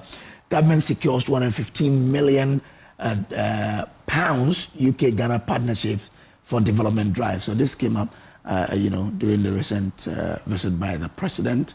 We understand that this will be implemented under the UK-Ghana partnerships. Some good money coming into the economy, so we'll see. TOR records 1.24 billion profit in 2025. We brought you the story yesterday as well. It means that TOR is changing the narrative from a debt-stricken entity to a profit-making entity. Yeah. It's good news. So we need to celebrate TOR for the achievements there. Ghana lacks clear strategy for all wealth utilization. And when you read this story, it says that we've gone into oil production for 15 years. Yet there's little to show for how much we've gotten from the oil. So his issue is about when they ask you, what have you gotten out of your oil? What will you say? What have we gotten? Do you have anything that you can point to say this is what we've gotten? Maybe we can cite educating our people, because you know that free education, one of the funding sources is the ABFA. Yeah. So you can say that, okay, we are empowering our human capital. I like to think he means that what we're doing so far is quite less, considering the amount how much we have. Exactly, so yes. We should really utilize exactly, it, and yeah. I totally agree. So, but this government has also pushed it. I think the big push, one of the sources of funding is the oil revenue, right? Mm-hmm. So if that is done, then of course, when you ask you can say, well, the Dodo Superpeso road is that, this road is from the oil revenue. So that sits there. Let's do other papers here. Daily Graphic, exporters flout raw rubber ban. Okay, interesting. Police agent exposed clandestine operations. This is a fight between the processors. I mean, these rubber exporters have also challenged that what processing are you doing? Because that's a question they've asked. Mm-hmm. If you say you are processing, what do? You only dry it and then you take it outside. So how different is it from what we are doing? That's a question they've been asking. So this is a tussle between a company like Ghana Rubber Estate Limited, which is into some bit of processing because they dry, wash it, and then before they export. And then the rubber exporters who get the lumps and export them like that. But the argument that the rubber exporters have been putting up is that we are employing much more than you're doing.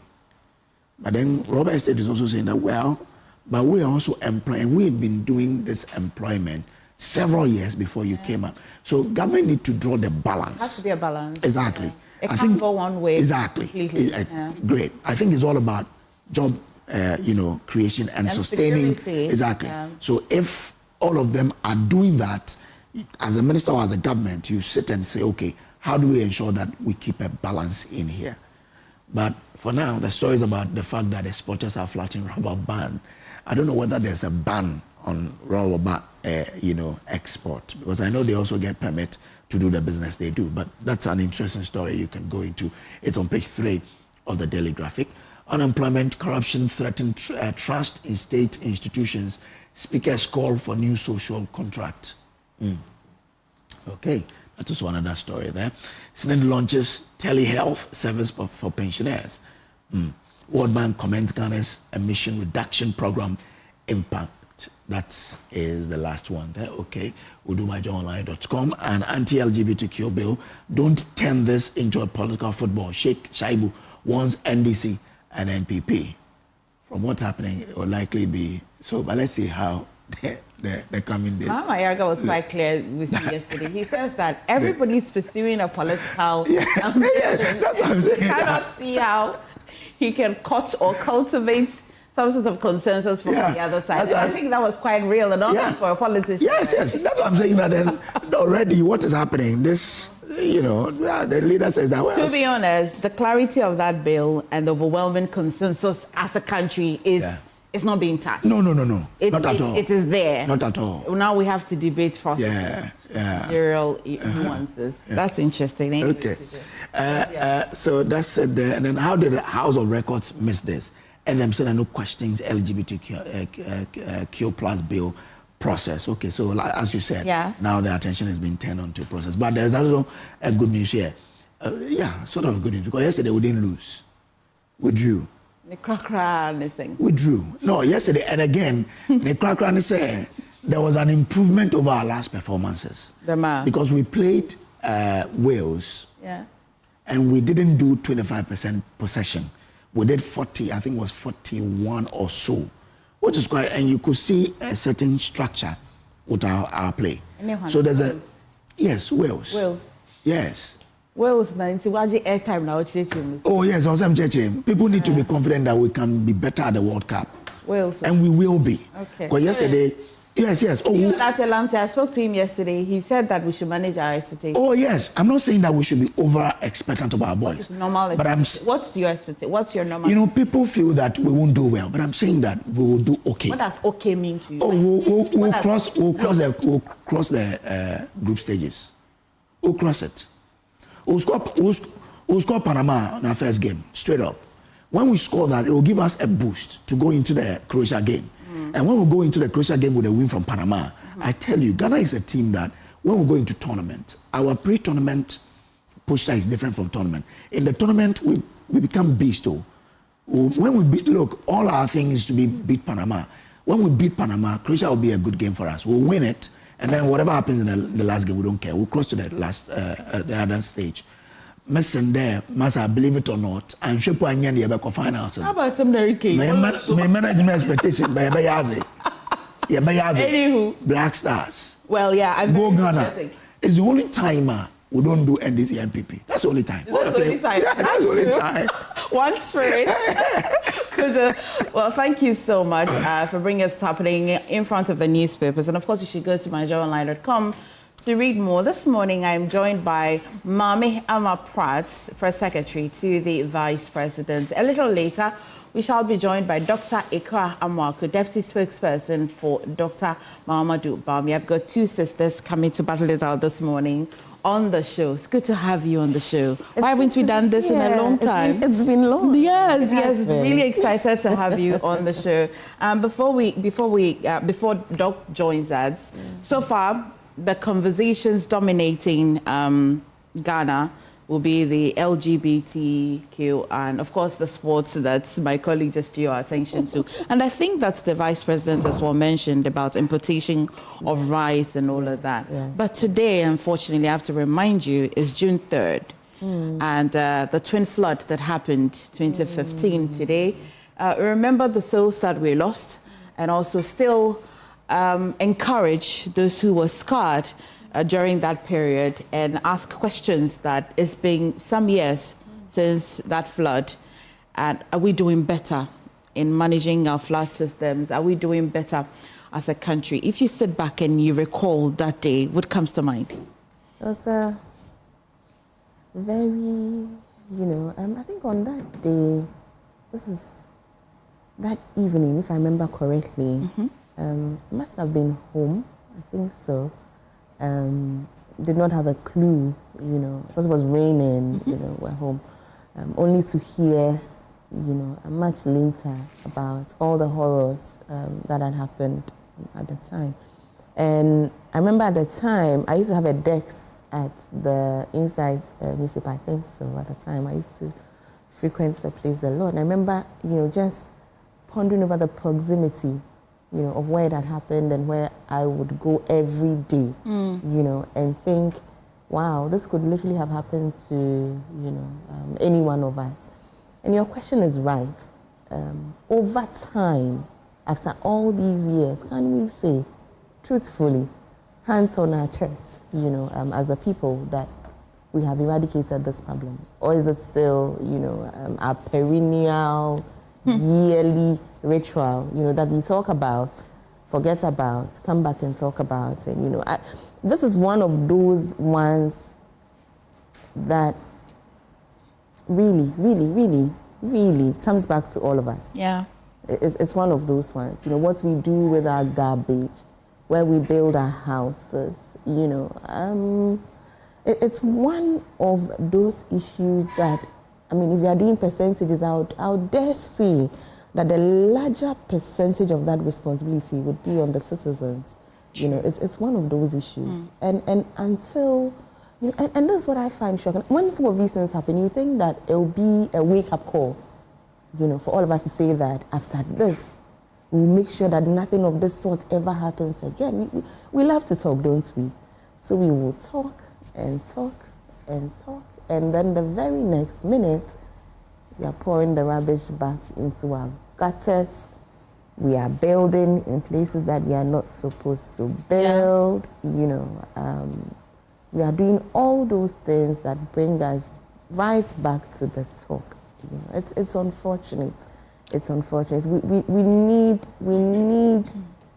We need collective responsibility, on some issues. And for me, this would be one of those, that we can do way better than we are doing. Yeah, 154 lives lost. Over the period, and in my little readings, I noticed that an attempt for some sort of interventions had been happening, and you'd see the dredging, especially the Odor River. Every now and then, we get even reporters go and report back to us that, yes, there's some sort of dredging over there. The Garrett project as well, so many conversations around that Garrett project. And tighten fuel station regulations, what you do at the pumps, what you do when you're even, when companies bring in the fuel to, shall I say stock? I'm not sure of the correct word over there, but do you think that's the treatment of the victims, the people that went through? I know that government took charge at some point. I also know that some amount of monies were disbursed, but currently we also know that there's some people still in court saying that there was not adequate funding or compensation that was made available to them. Do you think that this matter should have even gone to court in the first place? As for that compensation matter, for me, it's very moot. The truth is that how much compensation can be given for the loss of life? There's no amount of money under any circumstance that anybody could, consider adequate. So for me, that conversation, it's up in the air. Really. I think that people should just accept the fate and move on. Would that be, if I were in that position, would I like to hear that? Absolutely not. Like I was just saying before we started, there's something that could have happened to, any one of us. It's unfortunate, really, is what it is. We could sit here and talk compensation. We could sit here and talk, have governments done enough?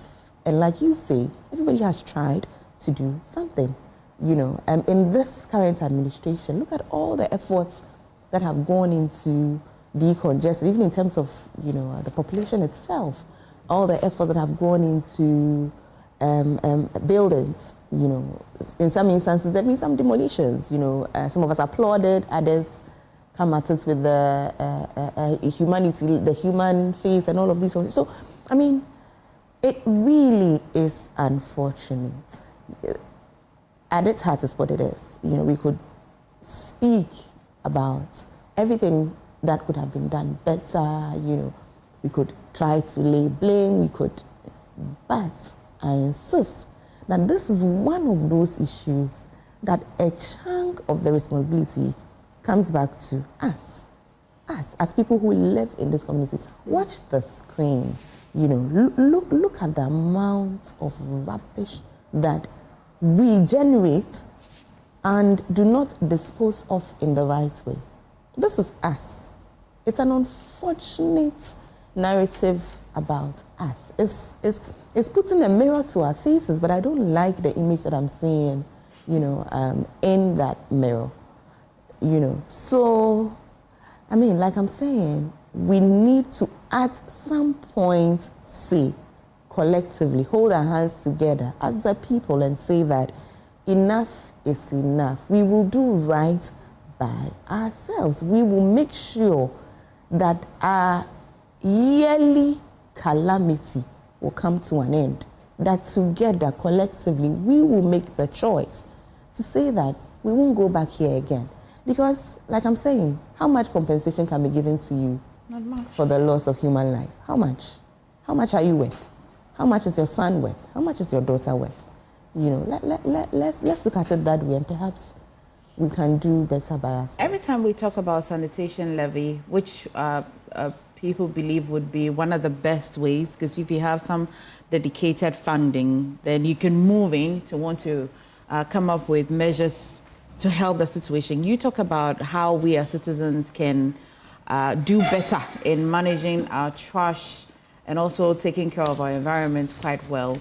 But there's also the matter of accommodation, which has become a major problem where people really just want to sleep. People just want to have a place to live. So if I'm having challenges to find a place to live, then anywhere I find, I can just put up a structure. Quite recently, the Accra Regional Minister was in the news for demolishing what she was doing quite right and made some comments, and all of a sudden we shifted from the real issue and went to the comments that she made about penalizing people by transferring them to the north, which we all believe was an excess of a minister to say.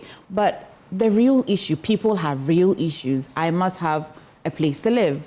I just need a place to live. And we see people building in waterways, Ramsar sites, places that you really don't think people should even live. But the gap between housing deficits in this country and the reality of people wanting to live, can governments really ever solve this problem? Every government comes in and out, and we still sit on TV and talk about housing deficits. Can governments really solve this? Again, it's unfortunate. I've spoken about all the, interventions that, progressive governments have attempted.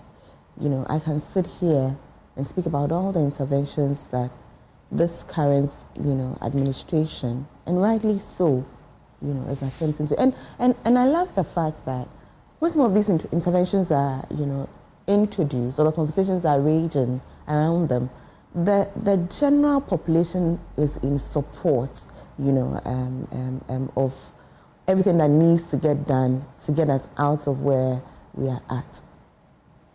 But at the risk of sounding like a broken record, Emefa, at the risk of sounding like a broken record, it's just unfortunate. As I sit here, it's unfortunate. Every year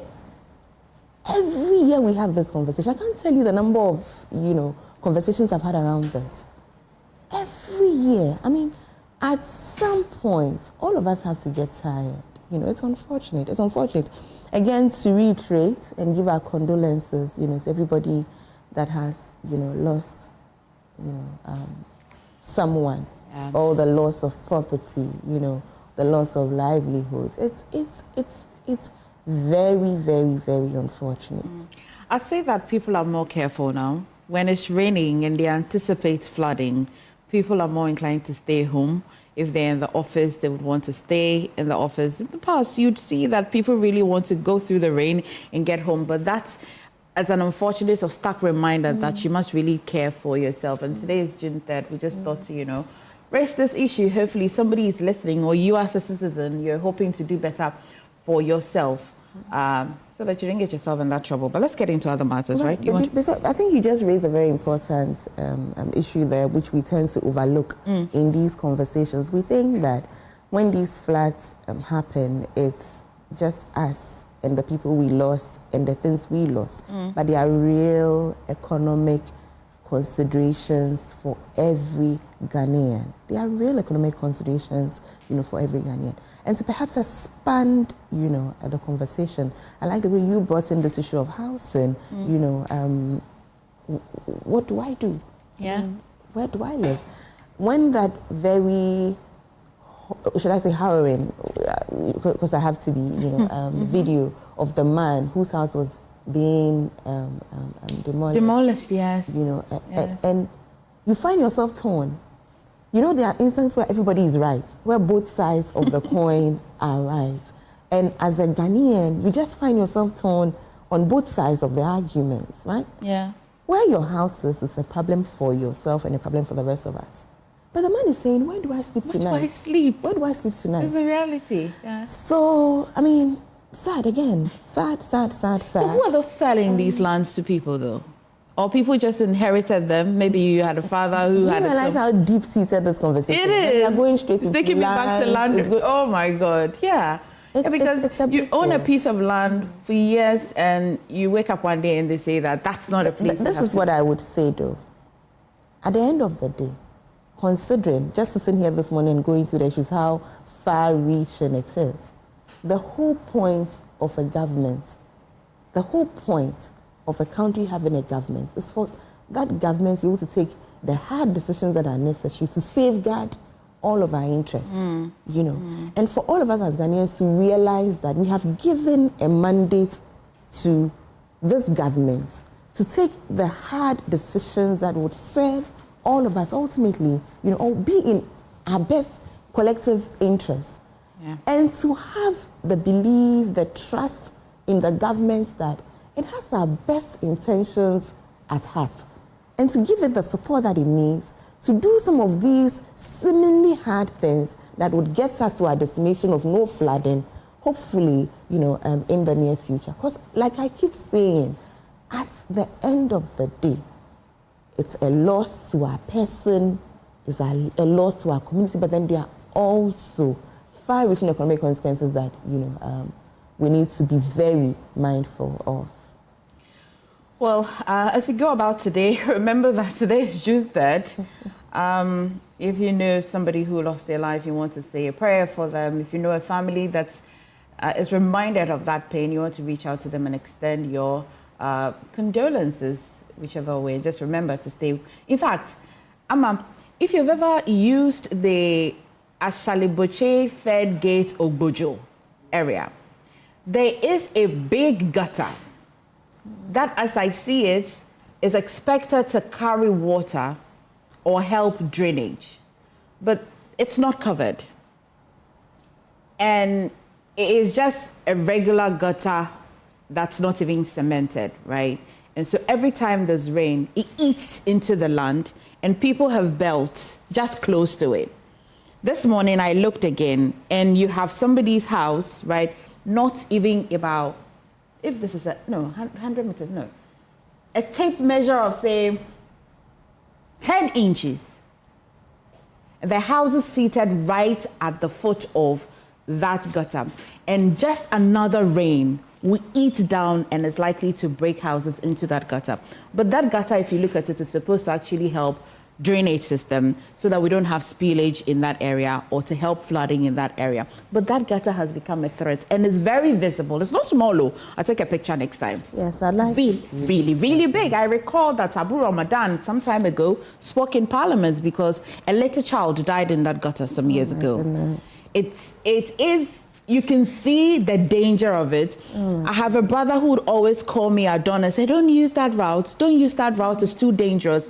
And every time we see things and we don't talk about it until something happens. I know the MC in around Adenta, I've been trying to reach her. I've called her twice. I haven't reached her yet. I will still try and reach her and see if, what she has to say about it. Is this supposed to help a situation or become a danger to the people in that community? But anyway, let's talk about the other matters arising, and especially the LGBTQ matter. And we have, unfortunately, Dr. Akosua is unable to join us in studio, but we managed to get her via Zoom. Yeah. And she'll send us an explanation later. Would allow it. So Doc is joining us via Zoom. Doc, are you well? Are you okay? Because I know you definitely like to be in studio. Kindly unmute if you can hear me. Emefa. Yes. Something above my ability just happened this morning, and so I'm unable to join you in studio. I'm very, very sorry for that. You all know I always prefer to come and be with you at least once a week myself, and especially when my friend Amma is in studio. But what did I miss? I hope she didn't do too much damage behind my back. We're just about to start. We were talking about the June 3rd, and maybe I'll just give you a few minutes to comment. I mean, June 3rd is here again. Unfortunately, many things we have to remember will be that stark reality. The twin flood disaster that happened at Circle. What do you have to say today? I think first, I would like to remember the families of the bereaved. Interestingly enough, a young lady that I went to Holy Child with, Lois, she lost her life in that unfortunate explosion. So it's something that, especially for people of Holy Child, is something that's very close to us.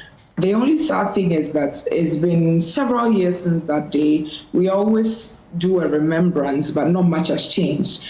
Since the rain started, it's become almost risky to venture out in Accra because almost all the major streets get flooded. Even somewhere in airports, like close to where I work, gets flooded. So it's become a very systemic issue, and I feel like we always discuss June 3rd when it comes around, but how much progress have we made since that time? So I'll not want to sit here and make this seem like it's just a politician thing, because a lot of the way our buildings are done and where we put our buildings also play a very huge part. But I mean, I did see that as soon as this government got in power, in line with their Settings initiative, I saw that there was even an air reconnaissance mission flown to be able to get a handle of this flood matter. So I didn't expect that.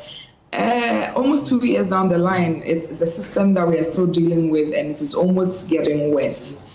Like I said, today should be a solemn day, and it should be more about remembering the dear lives that we lost. Something like over 100 people were lost on that day. So it's something that we should definitely remember them for. I think even a minute of silence would be nice. Okay. In solidarity, we observe a minute of silence in remembrance of the 154 people that lost their lives, and for those who are also living with the physical scars of that twin disaster.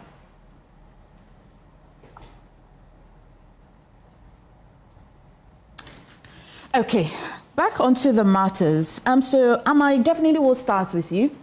LGBTQ, I mean, appropriately, we should be calling that bill the right name that it deserves. The Human Sexual Rights and Family Values Bill, of course, commonly known as the anti-LGBTQ plus bill. Matters arising. Let's start from the very last thing that happened. You know, when everything is said and done, the responsibility will be at the doorstep of the president. And we know that he spoke in London about this matter on his position as to whether he was going to sign it or not. That whole speech and that responses to the question of that bill, does he give you some sort of uncertainty about whether or not he'll sign it or not? How do you juxtapose his answer and his position with his previous positions on what he would do with that bill? What did that response do to you? For me, there's no inconsistency. If anything, his response gives me hope. Because I will be honest with you, this is me speaking as me. This one is confusing for me. Very confusing for me. Because there are lots of shifting goalposts, on this. There are lots of shifting positions on this. For me, for an issue like this, that affects, our constitutional, constitutional governance, right? It goes to the heart of our constitutional governance. It goes to the heart, of issues like rights, human rights, our humanity. Something as fundamental, as that, an issue that touches on, our cultural identity, who we are, who we want to be, who we should be, but also our international relations. Where is Ghana? What's Ghana's position, globally? How do we relate or practicalize some of these conventions, that we ourselves have gone and ratified, and, how that. But then there's also the political, angle of the conversation. For me, when you have an issue this weighty or an issue this important, because look at all the public conversation it has generated. Look at how it comes up and sentiments, emotions immediately, arise and things like that. For an issue like that, I really, truly would have hoped that all the players involved would have come to it with sensitivity, with truth, with conscience, with honesty, hoping to build our society, right? Build the society. So when you have positions faltering, when you have, and I'm choosing my words very carefully, then I'm confused, because then it seems to me as though, as always, we are leading with the politics, but we are not leading with Ghana. And it becomes a problem, for me. Where's the confusion coming from? And I'll get there in a minute. I know that Ekia will lead me there, so I'm just waiting patiently for my friend Ekia to lead me straight there. Which is why, for me, I find the president's position one that is giving me hope. Because what is he saying? He's saying, first of all, and that this is a bill that was introduced as a private member's bill. It's too weighty for that. Right? Can we go back and, when it elapsed, I'm talking about when it elapsed and there were conversations around why hasn't it been passed and what's causing the delay and all of that, right? He says, can we look at it again, better, and then, do the right thing? And please, here, permit me to quote the Honorable Abambagin when he says that what is right must be done right. It's everything, right? I will not go into the merits or demerits of the bill, the contents of the bill. I have a very controversial position on that. I've always had a very controversial position on it. And every time I have spoken about it, I've gotten into trouble. So I will keep quiet, on the contents of the bill itself. But if, as a collective, and I'm Ghanaian, I'm proudly Ghanaian, as a collective, if we are saying that this is what is right, then let's do it right, essentially. If we are saying that this is what is right, then let's do it right. Because at the end of the day, our democratic legitimacy should have a base. And what's that base? That base would have to be procedural legitimacy. You can't build democratic legitimacy on straw, right? Where you have, and if everything goes well, the way we want it to go, pass the bill, had it assented, and yet there are questions about how it was passed. Look at how this bill was passed the first time. The bipartisan consensus it enjoyed that first time. And look at what we are seeing today play out in Parliament. For a bill like this, is this how we want it passed? What happened to all the negotiations that happens in Parliament before, some of these bills become, our reality? What happened? What's the story there? What's the story there? Now, you see, and for me, the most important thing would be enforcement. Even before you get to enforcement, does it give you some encouragement if you're concerned about the process that the majority leader says that if it's the process you're concerned about, we followed due process. As we sit today, majority leader is saying one thing. Minority leader is saying one thing, right? I think yesterday he's reported to have said something and come back and said he didn't say it or something. Minority leader. Well, there was a post on social media which he says his social media handle had been compromised, so I won't reference that. But very interesting. But you understand what I'm saying? Yeah. But so as we sit today, and then we have our Speaker of Parliament coming to say that, you know, and he's not saying this in a vacuum. He's quoting standing orders. Standing Order 170, Standing Order 171, Standing Order 172, right? Saying that for any bill to go through the way it did, you have to, you know, have putting into, I mean, black and white, all of the different processes it's gone through, all the amendments, all the proposals. Put it into right. This is what our Standing Order 170, 171, 172 say. Put it all into, you know, writing. Put it in text. Let the parliamentarians have at least one full day to go through this before you come back and have the third reading. This is what our Standing Order says. Then from there, we can come to the point of passing it. This did not happen. All the processes happened in a day. Our Speaker of Parliament is saying, hold up, can we do the right thing? And for me, like I'm saying, democratic legitimacy cannot be built on straw.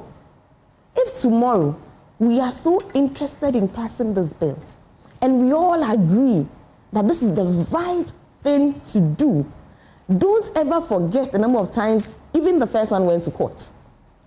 The number of people that took that bill to court. The women we've looked up to, you know, growing up, Professor Tetra Menus and all of them, listen to the solid arguments they have come up with against this bill. You know, people like, may he so rest in peace, and I call him Uncle Shay, Akosua, right? Look at all the I mean, how they took us to school, in essence, right? On all the ramifications of a bill, you know, like this, all of these issues are there, right? If, again, and I'm quoting the Speaker of Parliament, if we say this is the right thing to do, let's get it right. Let's do it right. Okay. Such that tomorrow, this bill will have the needed legitimacy it needs to be functional. Because as we sit here, today, even leave the procedural arguments we are going to have out the door.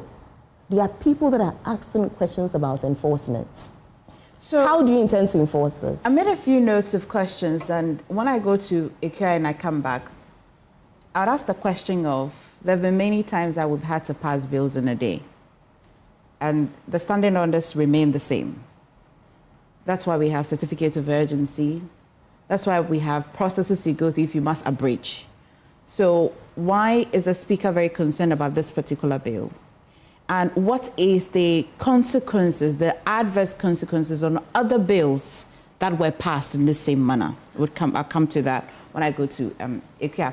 Okay. So IKEA, yesterday, one of the sponsors of the bill was on Top Story with Kojo. And yeah, I mean, of course, Reverend Intim Fojo, and says that he's quite happy with the direction from the Speaker. Now, I quickly searched my mind, and I recall that since the passage of this bill, his concern really has been certain amendments, and his concern has as well been the fact that the bill as it stands now waters down the real intention. He hasn't really been quite worried about the process procedurally. Yeah, I think, Emefa, it's clear, especially when it comes to this anti-LGBT matter, that is another point where the NDC government hold a big scam over the eyes of Ghanaians. It's very clear that they were pushing the government of the day in 2024 to sign a bill that was much stricter, and only for them to turn around and come into government and pass a bill that has been amended it has about 30 amendments and literally waters down the entire weight of what we're trying to achieve with the Family Values Bill. Yesterday, I had the opportunity of listening to one of the clergy members that was consulted for the bill, the president of the Catholic Bishops' Conference. And I think I completely understand his points. Obviously, they made some recommendations that they wanted included in the bill. All of that has been watered down. While we have the current Minister for Communications, who was actually the champion of this bill when he was in opposition, literally saying one time on TV that the Ghana bill, as was passed in Parliament ahead of 2024, is so good that the people of Kenya have come to take that bill, and all they had to do was remove the Ghana and put Kenya there. This is the kind of impacts. This is the kind of message that the NDC sends to the people of Ghana regarding the bill. People stood on campaign platforms and accused the MPP of being enablers of the LGBT bill because at that point, the President, His Excellency Akufo-Addo, was following due process because there were a few injunctions against the bill in court. But these are people that have weaponized this issue and continue to play with the intelligence of the Ghanaian people as of now. Because how do you come around, amend almost every important clause that you were championing at that time, only to pass a watered-down bill? I'm sure we all remember in Parliament ahead of the 2024 election, when this bill was being debated, on the MPP side, even asked for the bill to be amended. I remember the Honorable Eslo got on her feet and was trying to make an argument for amendments, and it wasn't tolerated. So I don't understand what the NDC means now by going there to amend about 30 clauses of this bill such that it has essentially no weight. There's almost no point in passing this because it achieves nothing if what the people of Ghana want is for this behavior to be regulated or legislated. I might have a personal opinion on some of these things, but I do believe that laws in a country are made for the generality of the people. So if the generality of Ghanaians believe that this kind of act should be criminalized to serve as a deterrent for its growing presence, especially in other parts of the world, then it is something the Ghanaian people want. And based on that, you go campaigning to them.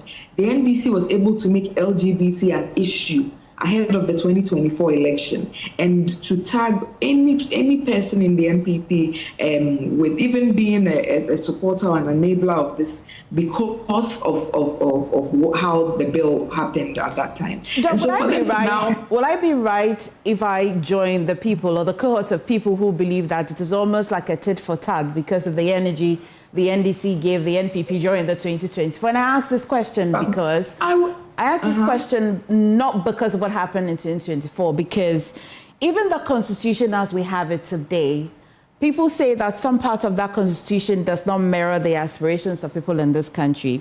So why are we worried about a law that if passed, if assented to by the President and is passed, and you have a challenge with a portion of it, you have the right to go and seek some sort of clarification of it, and that clarification can amount to another level of law. Why are we behaving as though it is the finality, that's the end of it? Emefa, we're not behaving like it is the finality, and I'm sure you're even aware that even our current constitution is under review to be able to tailor it better to suit our needs as modern Ghanaians. So constitutional review processes are things that happen. Number two, it is not a tit for tat in any way. If it was the NDC, by this time they will be on the streets. At this point, I'm even liking the way the conversation is being had. The opposition is led by the clerics who wanted this bill passed in the first place. The clerics who, in consultation with Parliament, passed a different bill the first time. We all know the pressure that the NDC government, the NDC opposition at that time, put on the MPP to sign the bill. If the bill was so good then, Why have they had to amend it 30 times to pass it under almost a certificate of urgency when the Speaker of Parliament is not there? All the broad consultations that were done the first time has not been done. It almost looks as if they are trying to hide something. And like I said, some of these things, it's not about whatever personal preference that anybody may have.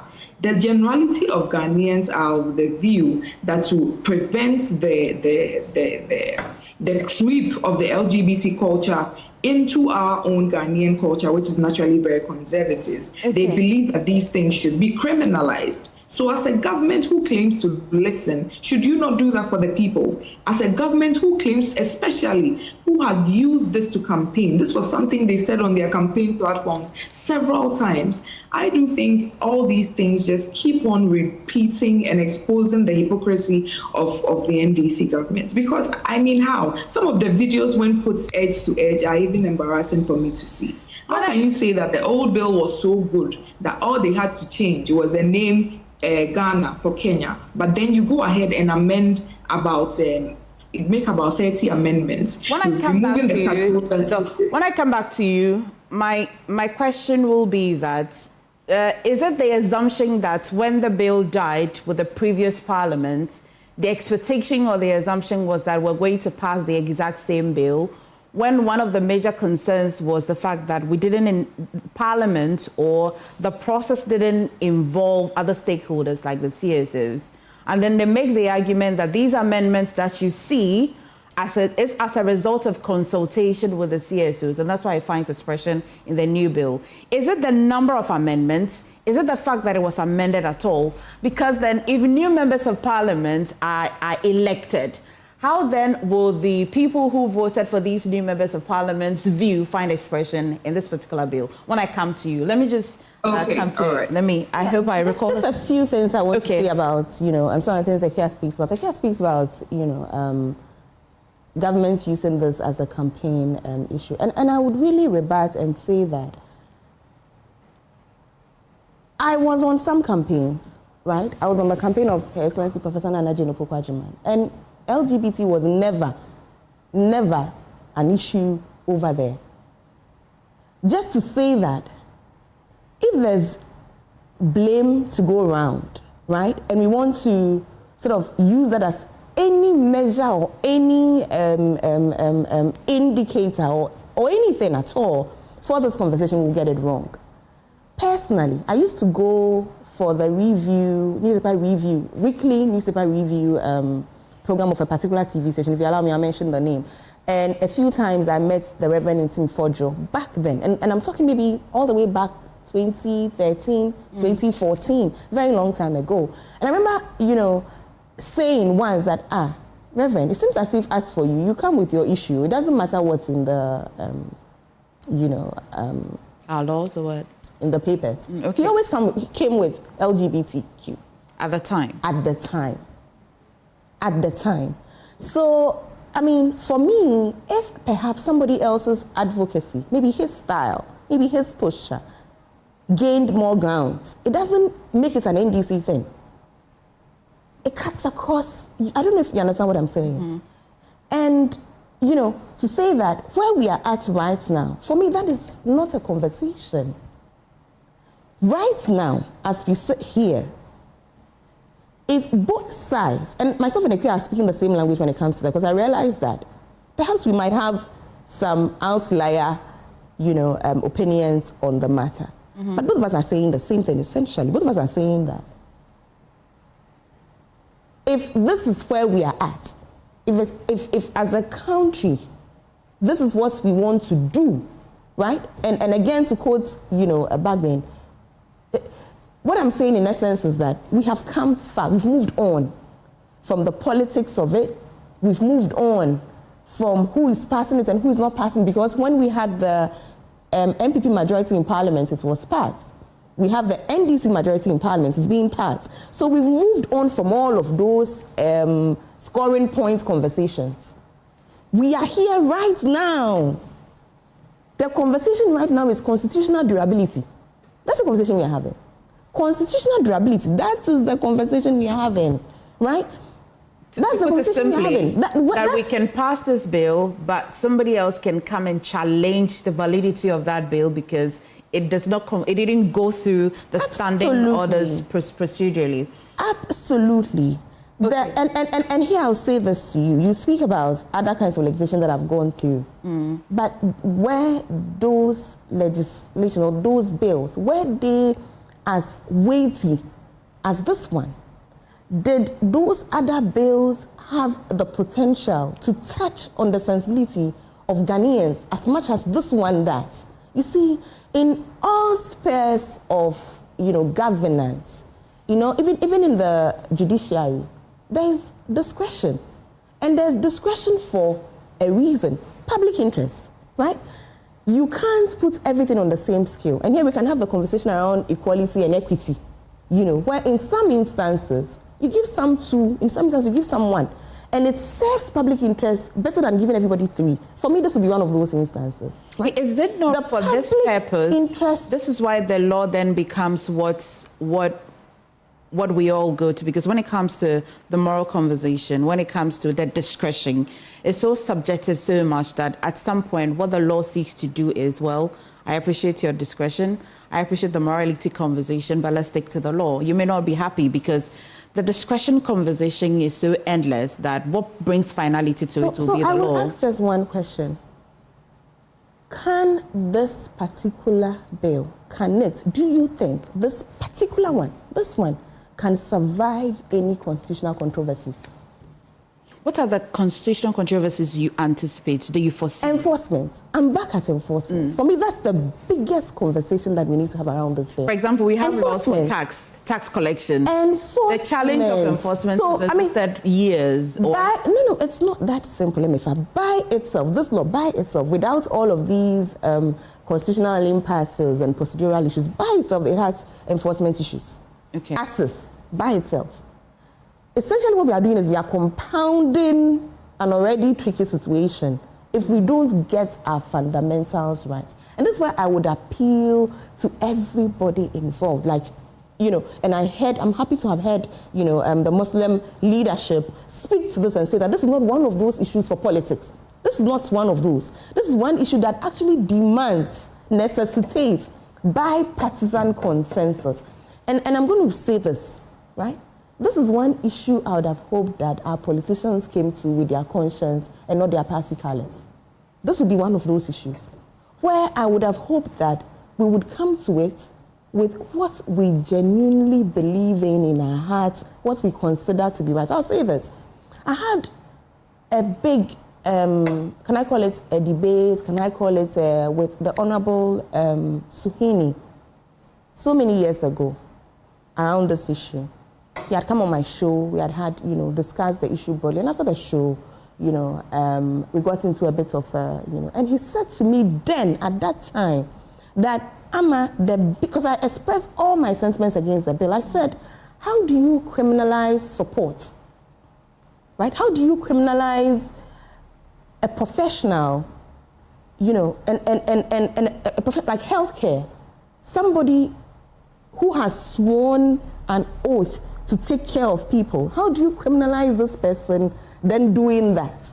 Right? I said, how do you criminalize a mother who has, a son or a daughter, and she's already dealing with the social ramifications, the cultural ramifications of a situation like that? How do you criminalize? And he said to me, Amma, as it stands now, all of us know that but it's going to go through a process, and we are going to go through it and weed out the parts of it that do not border on the humane or are not, So I knew way back that the bill was not going to go through the state in which it is. Okay. I don't know if so the current one does it mirror does it at least curb your fears? The current one that saw this new amendment, okay? Because Ikea calls it watered down. I wouldn't call it watered down. I would say that we have looked at some problematic aspects of the bill, but there still remain a few. Okay. Right? And I'm not saying this, I'm not casting this in stone because I haven't done the extensive homework needed to be able to come out to my full chest and have this conversation. But from what I've heard so far about the provisions in there, some important and necessary amendments have happened, but there's still room for improvement. Right? Do you anticipate, and okay, I'm coming to you shortly, but do you anticipate that, given parliamentarians say, or constituents say that, oh, the Speaker says you guys should look at this, I think we should, which ideally parliamentarians should be doing with their constituents, right? And all 276 say that, well, we agree, we want to reconsider it. Do you foresee the current bill as it states, with the amount of majority we have in Parliament, going through the required procedure per the Speaker and the standing orders, coming out any different as it stands, the bill as it stands? Do you see that even if we adhere to the processes, it will still curb that fear of, will this bill or this law stand the test of time, the constitutional challenges, the enforcement, which you've been quite big on since morning? Is it, let's cut the veil and go through, is it the process or it is still the content of the bill that we're debating that we're not even going into? What is the Speaker saying that we're not hearing, particularly? I'd go to, you want to answer? Okay. Let me just come to you. Okay, I asked you a lot of questions in one. Forgive me, I talk too much. Yeah, before I even get to anything, okay, let me just remind Amma exactly what her people said. So Sedin Ketia, the national chairman, said emphatically the Akufo-Addo's government supports that man will marry man and male will marry female. This was the level of campaign that was done. We all remember Sam George infamous John Mahama or no peace, so the family values bill is signed. So let's not shy away from the fact that it was one of the main campaign pledges of the current NDC government. It's something they promised to do. And what they are doing essentially now is not passing that bill. I think that is the fundamental problem. The bill that was presented and hung around the neck of the MPP ahead of 2024 is not the bill that they have in Parliament now.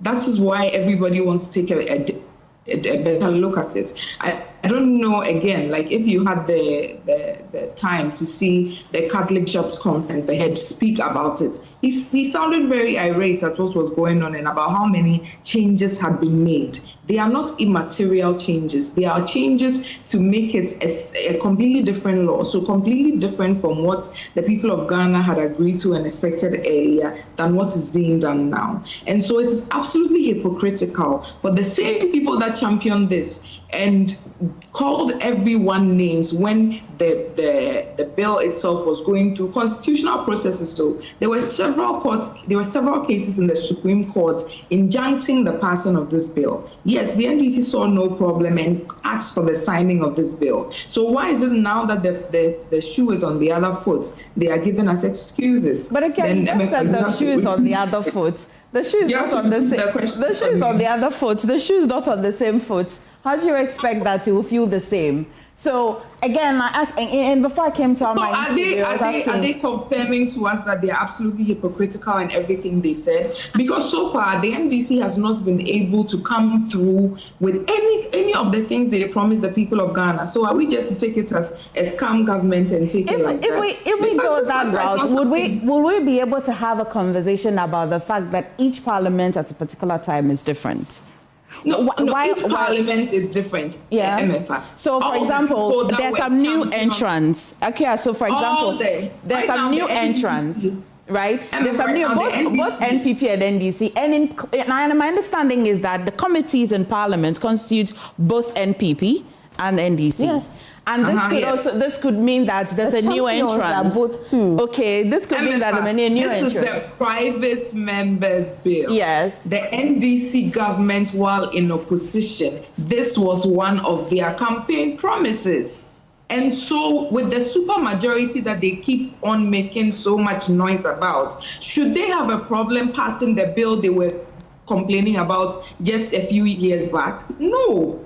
That's a serious breach of trust with the people of Ghana. Give me a minute. Do you understand where IKEA is getting at? Serious breach of trust. You promised something else. IKEA's position is one of those positions I find confusing. And I started by saying that all of this LGBT issue leaves me confused. Some of those things that I find really, really confusing. I listened to that debate between the majority leader and the minority leader, and the whole process, I was just asking myself, I mean, what are we saying? You know, so a clear position is that we felt at the time that this bill shouldn't go the way that it is, essentially. And it's not just a queer's position; it's a position of the minority. Hold on, Ikea. Hold on. That's not my position. Hold on. Just okay, let's be clear on her position. Hold on. So let's be clear on her position. In its original form. Who wants it signed in its original form? The people of Ghana and the NPP as a credible opposition party. Our position is that the bill is signed in its initial form. You want the same bill that you said that the people of Kenya found it so suitable that all they had to do was change the Ghana to Kenya. So we just exactly what I'm saying. This is exactly what I'm saying, right? Mm-hmm. So the position is that when today's minority was in the majority, what was their position concerning the bill? Oh, that okay. So I think. Do you understand what I'm saying? What was their position concerning the point? Bill? Yeah. That as it stands now, it needs to go through this. You know, we have to. Today, its position has completely changed. I don't know if you understand what I'm saying. Okay. And the more that I'm not even done yet. Hold on, Emefa. Okay. The more that I heard the conversation in Parliament, I was even more confused. I was like, minority leader, what are you saying? Only yesterday you were majority leader and your position was this. Today, because you find yourself on the other side, your position has changed. And then it gets even more interesting. We get another completely different position through a post that he makes. And then there's another 360-degree turnaround that says, no, so he's saying saying the same thing you're saying. Some consistency. And it's the reason why I said that. Normally when I speak my mind on this issue, I get into trouble. Because for me, this would be one of those issues that we do not come to with politics. It will be one of those issues that we come to with our conscience, right? Where I would have hoped that every parliamentarian will speak their truth, what they genuinely believe in their hearts. Because it is so weighty. I find it so interesting that we say things that we really believe, and then the next minute we say, my account was hacked. When we realize the point, and I'm going to say this, the point of governance, the point of the executive, the point of the legislation, the point of the judiciary is that it takes the lead. I would have hoped that our parliament takes the lead on this one. That our parliament doesn't follow us, because as citizens we don't always get it right, do we? Right? I would have hoped that today our parliamentarians would have gone to this with, and Emefa, let me, I'm so struggling this morning. Let me say that I love the fact that you brought up this issue about the CSOs and their involvement in the process this time around, right? I love the fact that you brought up the involvement of all the major stakeholders this time, because it is crucial, it's important. It's important that any legislation that is passed carries the people, with it. For me, it's what gives it the social capital that it needs, even for the enforcement, right? Beyond the law, beyond the legislation, beyond the constitution, you need the social legitimacy too. It's important, which is why, at the end of the day, I told myself once, and come back to this issue of, if this is what all of us say we want, then let's do it right? Because we can take it to court for as long as we want. The CSOs can, debate it as long as we want. We can have constitutional conversations around it for as long as we want. All of us can talk ourselves hoarse about all the holes there are in this bill from today till tomorrow. But at the end of the day, if the people of Ghana say this is what we want, then let's do it right. Essentially, is the conversation we are having. Okay. Let's insulate, the bill that we are passing. Let's make it enforceable. The way you find it quite confusing, would it be okay to extend that same courtesy to Dr. Kia, who says that, when we were in, and one of the things people know me for is, I don't like the when we were. I am a forward-thinking person. We're here because of what we did yesterday, right?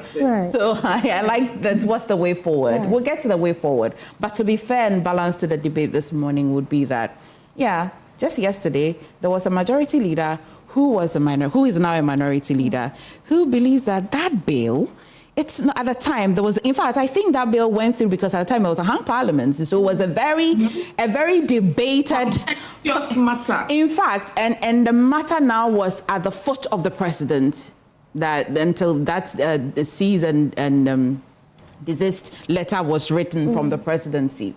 That today he's on the other side and says that bill, why aren't you signing that same bill that at the time he thought was not right?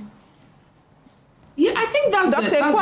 Kwa also says that, but you two at the time, you found it. But both ways. It was both ways, but we've made progress. We've made progress, right? You see, this is why I'm saying that for me, even as I say that it goes both ways, I'm also saying that I had personal conversations with NDC MPs, and I've mentioned somebody, the Honorable Suhini, I'm saying this on record, who even then said that this is going to be a problem. Then felt that it would have to go through some, should I say, I can't use the word amendments, but conversations, to prune before it became bill. Perfect. So for me, perfect, Amma. Nothing has changed. Perfect, Amma. Okay. What then is take me along with where the problem is, because again, I'm back to that matter where in Parliament, the committee consists of the NPP and the NDC. In fact, unless I'm wrong, I stand to be corrected, I understand that this particular bill was unanimously agreed upon, unless of course we have a wrong memo, that the NPP members on the committee. Not in this shape or form. The first bill had cross-party collaboration and involvement. That was the first bill. The simple question we must ask the NDC as people of Ghana and as people that are there to hold them accountable is what was wrong with the first bill. They saw nothing wrong with that. No, they didn't want that bill amended. Yeah. But like I told you, there were points in time where people got up on the floor of Parliament to seek amendments to certain parts. There was nothing wrong with that. The reason why I'm still here with you is the fact that there are many there are many bills that we know that whether it was good or not, we agree that's how our laws are. It died. It died. No, I think this whole it died argument should also die, Emefa, because the people that we're talking about. But it's our laws, it's our laws. No, otherwise, we wouldn't have a committee to even sit on the matter anymore to look at the bill. The same people that were championing the bill ahead of 2024 are the same people in Parliament. It was a private member's bill. So it's not even like it was a bill submitted on behalf of government where you say that the position of the government and the composition has changed. No, it was a private member's bill that included very high-ranking members of the NDC, like the current Minister for Communication.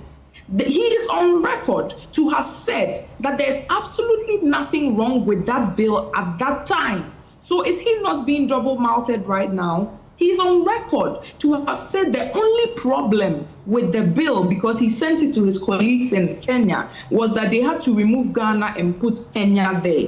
Then you come back into government, you are given an overwhelming majority. This is one of the things you promised. Pass the bill and you bring 30 amendments and tell us that you've now done something. So would you be disappointed in the NPP members that were on the committee that sat on this new bill? Let me start with Reverend Kojo. The NPP members in Parliament are not in agreement with this bill. I don't know. No, I mean on the committee, because no bill will come to Parliament if it doesn't go through. After the first reading, it's handed over to the committee to look at. It's a private member. No, but still, it's subjected to a committee scrutiny. The composition of the committees in Parliament are proportional to the numbers you have. So realistically, on most committees, the NDC has the numbers to pass what they want, because the numbers that you have on the committee are almost proportional. Okay. So the position of the MPP in Parliament is not that we agree with this bill. I'm sure the Honorable Reverend Kojo himself has come out to speak to this matter. Now, this is not what they expected. This is not what the Catholic Bishops' Conference brought to the members of Parliament for them to codify in a bill. And yesterday, I was listening to the the priest very carefully. And he said he doesn't understand.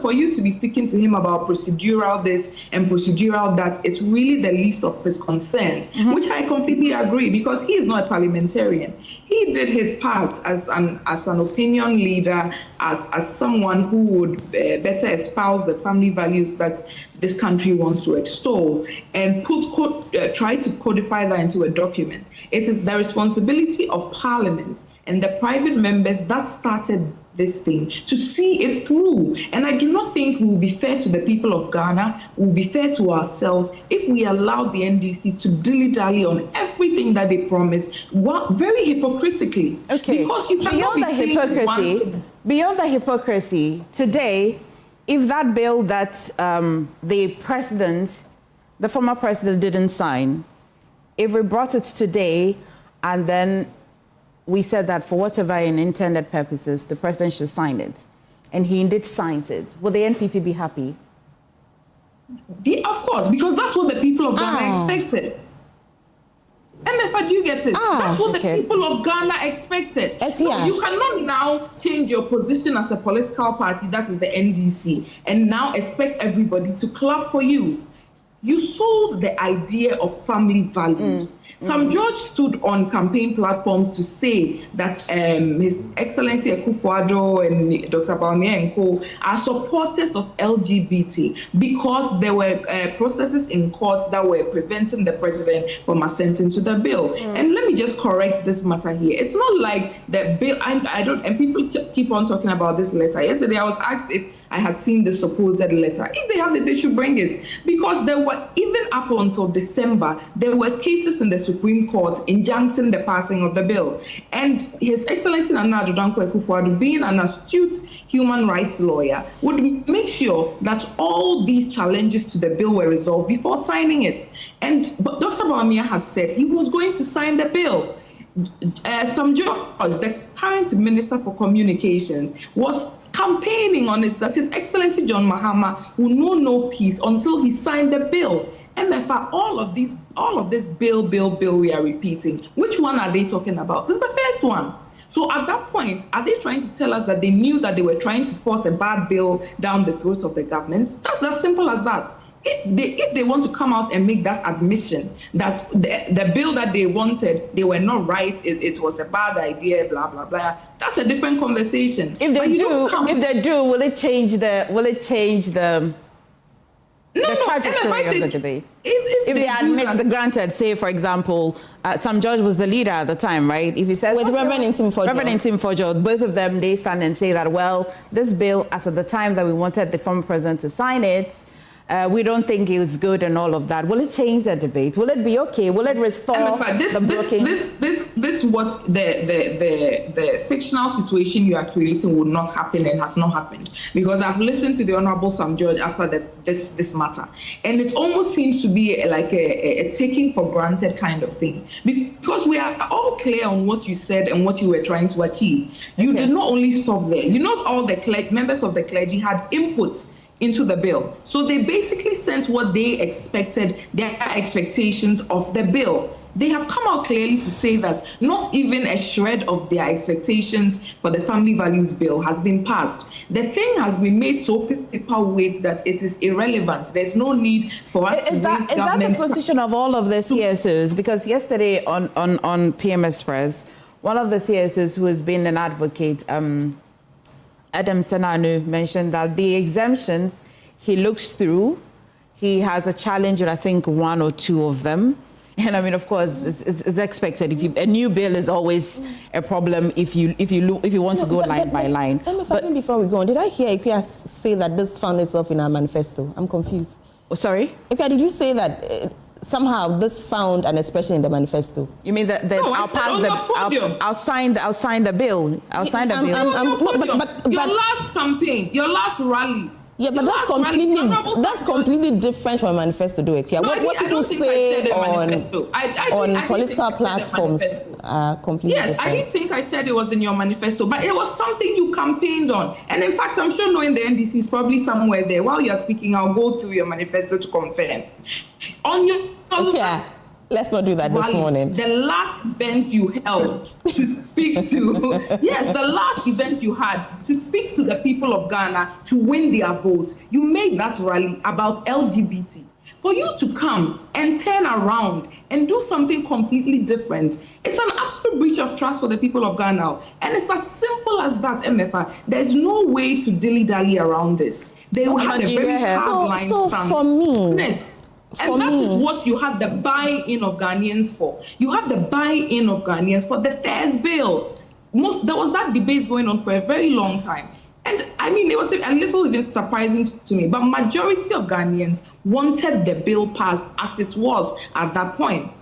And so for you to now come, and it's now that you want to explain to us that bills require CSO interventions and things, when you were passing the gold board bill and the certificate of agency in the middle of the night, did you not get it done? Because it's a genuine, that's a genuine concern, right? I've addressed that concern by asking a simple question of, can we afford constitutional controversies around this particular bill? For me, that's the most important. This invitation you are extending to the MPP, they say that they won't take it. And that's why I keep saying that I would wish we come to this conversation, with our conscience, with truth. They say they asked for this, their regime, but you didn't grant it. So, are we saying that we are going to stay somewhere? And I'm going to go with Akua's... I'm going to ask for recommendations after this. If Akua says that where we were was slippery at the time, is Akua saying that we should stay there simply because things happened? For me, all of those... Akua is going beyond that. That's what I would say. You caught my trust. You see, you planted it and harvested it to gain my trust. That you see, I believe the fact that you don't like this, and when I vote for you, you're going to do exactly that. So she's very big on the fact that you won my trust, you won me over, and today you're here, you're explaining. But you see, and for me, we are going to have this conversation forever. Is that the reality, though? Did we win the majority over at the time? Is that the reality, though? Is that the reality? Do the facts support this assertion? Do the facts support this assertion? That for me would be the conversation. And clearly, Akua, the facts do not support your assertion. However, this is what I would say. I would say this, Akua. That will get the most, the most reaction from a crowd at their rallies. I can... Which brings me back, and that's the thing. I can find you these videos. The chance that will get them the most reaction at their rallies was when some judge was accusing His Excellency Nana. Okay, so accusing power with that comment. That's all. And please permit me to say this again. They will cancel. He even used vulgar language that I don't think I can repeat here. When they come, they will cancel this. It was a simple social contract with the people of Ghana. A social contract they are reneging on, and you're trying to use plenty grammar to confuse. This is not grammar. This is constitutional processes. The point is this, right? And I've said it. I'll say it again. I'll reiterate. The fact that somebody's advocacy was better received than yours doesn't make it a political burden that he needs to carry. Because, like I'm saying, the Reverend Akufo-Addo had been on this years before some judge got on there.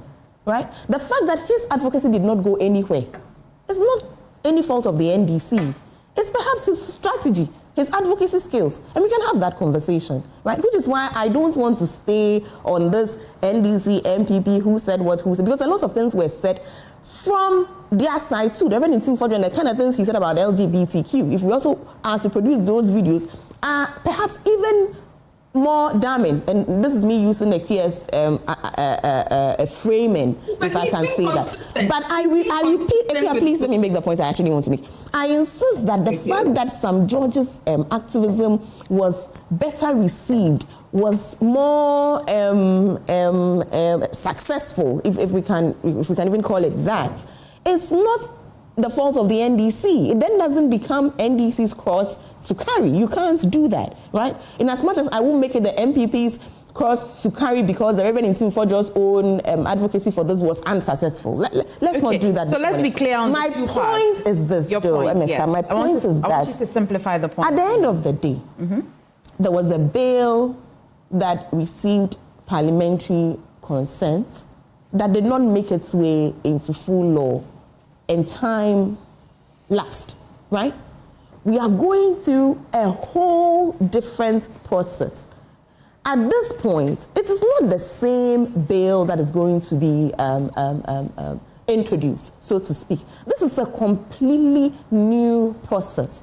Now, if the NPP was so minded that they didn't want this process to go through a whole new process, then they should have just gone ahead and done the needful when they had opportunity.